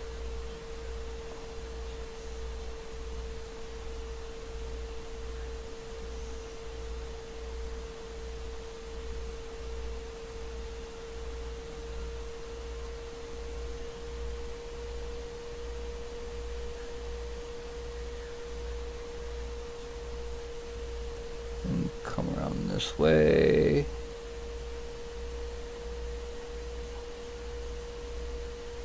Come up over here. And come over here. Then we smooth it a little bit, just a bit. And let's go back to slash and refine the shape just a bit. Let's reduce this intensity. Oh.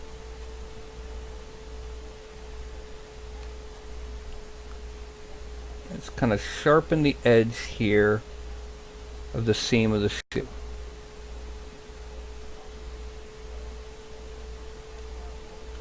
We're not trying to replicate exact details of what things are exactly like. We're trying to replicate the impression. So yes, miniature sculpting is somewhat impressionistic.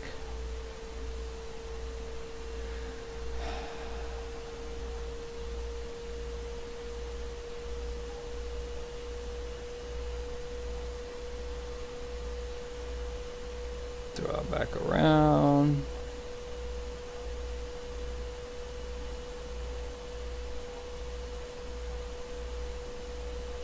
And now we frame out. Yeah. Now what we have left to do, well, first of all, let's take that gem and subdivide it once or twice.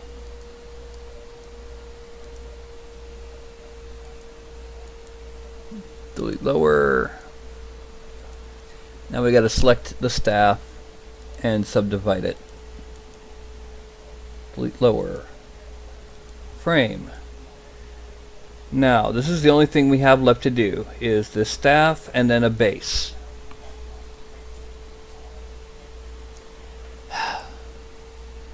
So I take it you're enjoying yourself?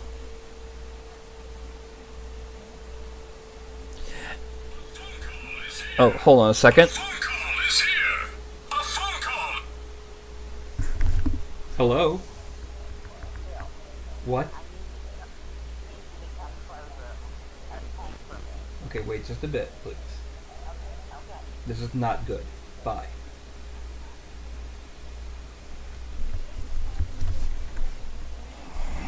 Don't ask.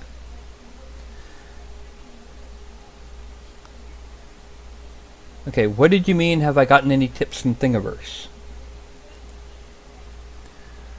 Well, meanwhile, we're going to go ahead and we're going to grab, we're going to turn the, we're going to get move topological. We're going to turn the focal shift really small. We're going to grab the center and drag it out. Actually, we need to make the mouse a bit bigger then.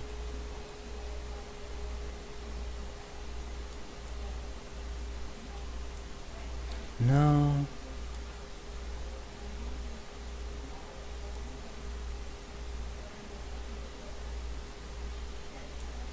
Okay, that's good. Now we just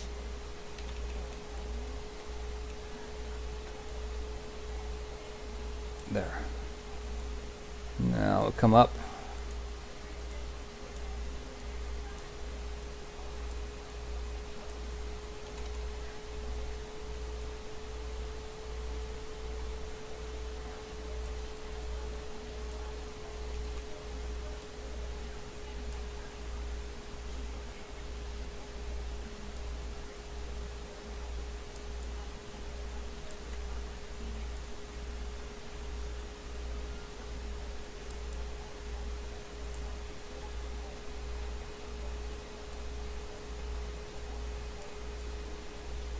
Okay, and there we have our the basic shapes for these crystal spindles, but we still have to detail them. So what we're going to do, we're going to zoom in, we're going to use slash add and shrink it a bit to add in the crystal shapes. So what we're going to do, we're going to come down that way. Down that way.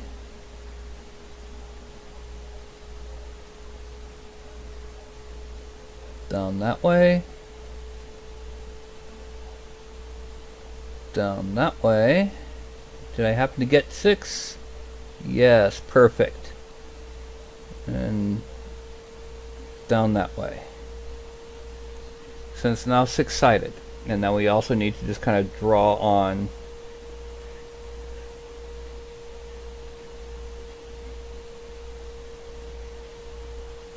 these ends.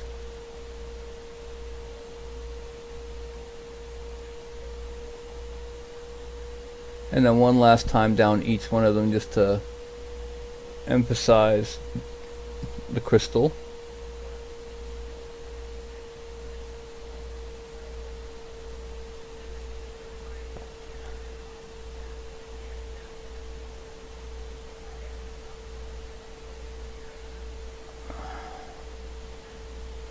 Okay.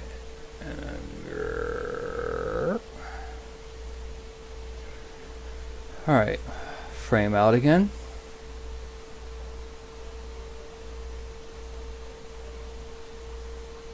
Now, let's go ahead and increase the intensity because that was just a little bit too little. Now, let's hide everything but the staff.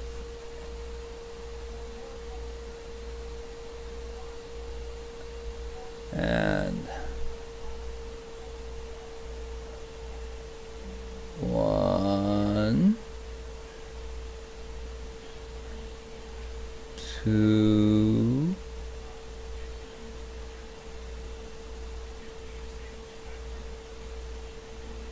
3.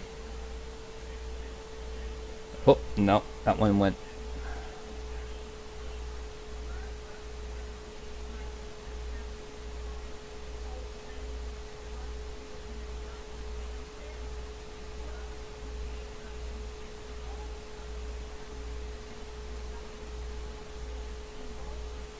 Okay.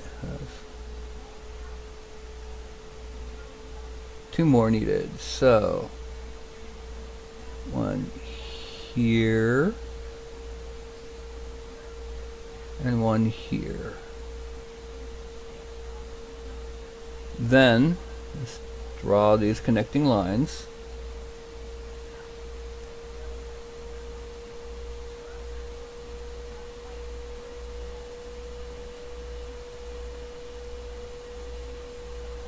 We're also going to make him visible again because we actually want this to be considerably longer.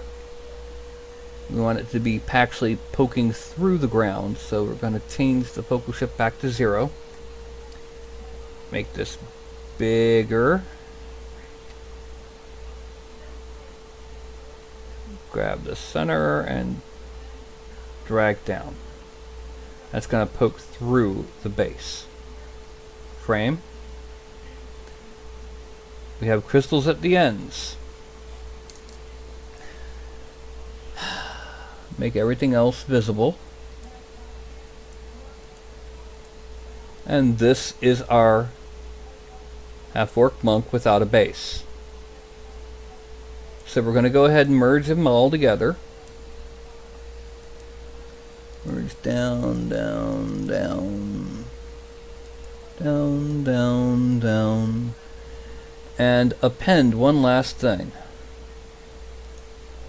And that one last thing we're going to append is a base. Now, as you can see, the base is too high up. So we've got to go to deformation and go to offset. Make sure it's offsetting by the Y. And drop down. And let's do just a little bit until we get, oh, that's too much. Now, it's also too far forward on the Z. So, we need to offset Z. And okay, and on the Y, on the X, it's good. So, we frame out. And we see that it's doing pretty good on that base. So now we go back to our geometry and subdivide it a couple times just to make sure it looks good. And we merge down with that. This is our unfinished half-orc monk. What we got to do to finish it?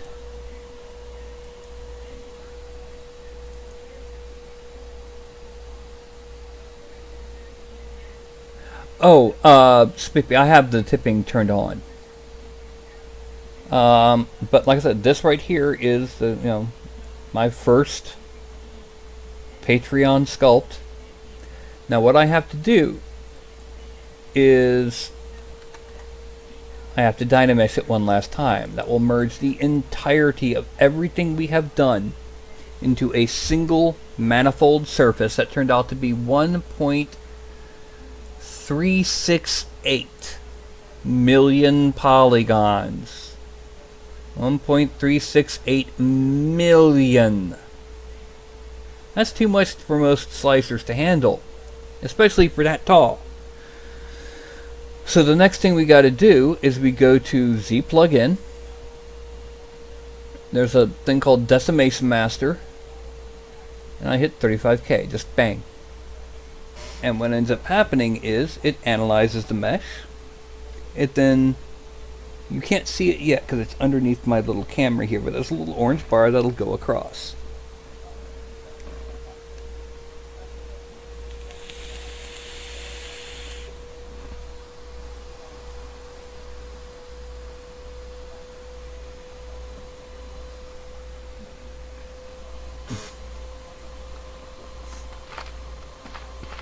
And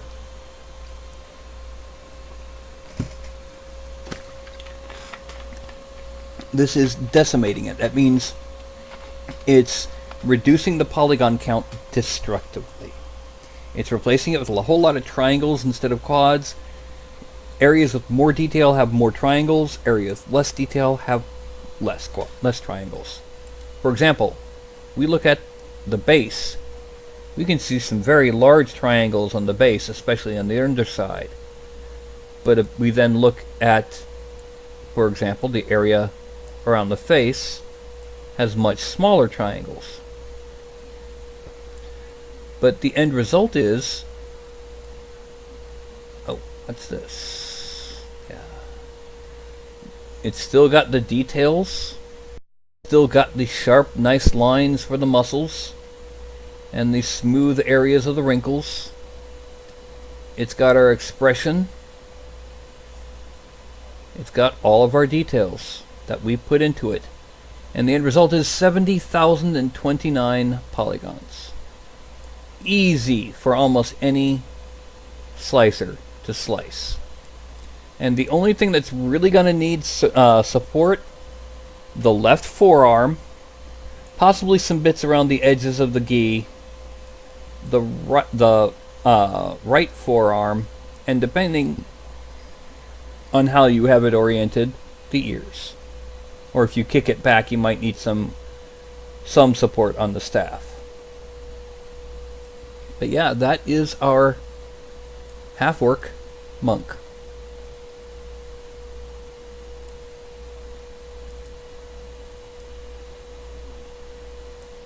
So what I'm doing is I'm now going to go ahead and export it as an object file. Now the reason why as an object file is because that's what ZBrush uses. But if you want, I can send you the STL instead, or I can send you both really, STL and object. I tend to prefer working with object files, but I know a lot of people prefer STL. So now, that's it. It is 10:15, and you have your figure.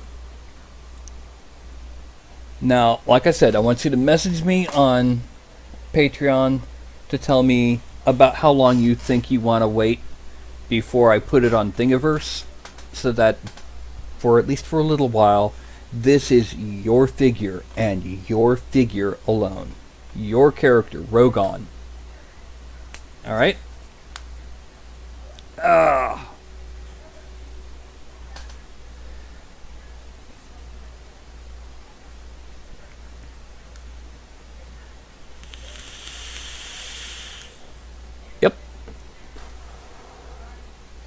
2 hours and 15 minutes. You can always say that the and yes, it has been showing on the on the side here. Here, my various things. Now, if you are watching this later on YouTube, because I do upload my old episodes on YouTube, like and subscribe, the usual. But I'd like to thank Spiffy Fits, or just Fits, whatever he wants, whatever name fits, for first of all contributing to my Patreon, and second of all for giving me a chance to sculpt his character as a miniature. And I'm hoping that you enjoy it when you get it, and that when you print it out, you paint it wonderfully. You're welcome, Fitz. Now I'm going to go ahead and I'm going to hold my hand up here, and I'm going to count down. When I get to 1, I'm going to be signing out, so that I can go ahead and make sure that I'm not having to deal with lag. I don't sign out too early and leave people hanging, So, give me just 1 second here.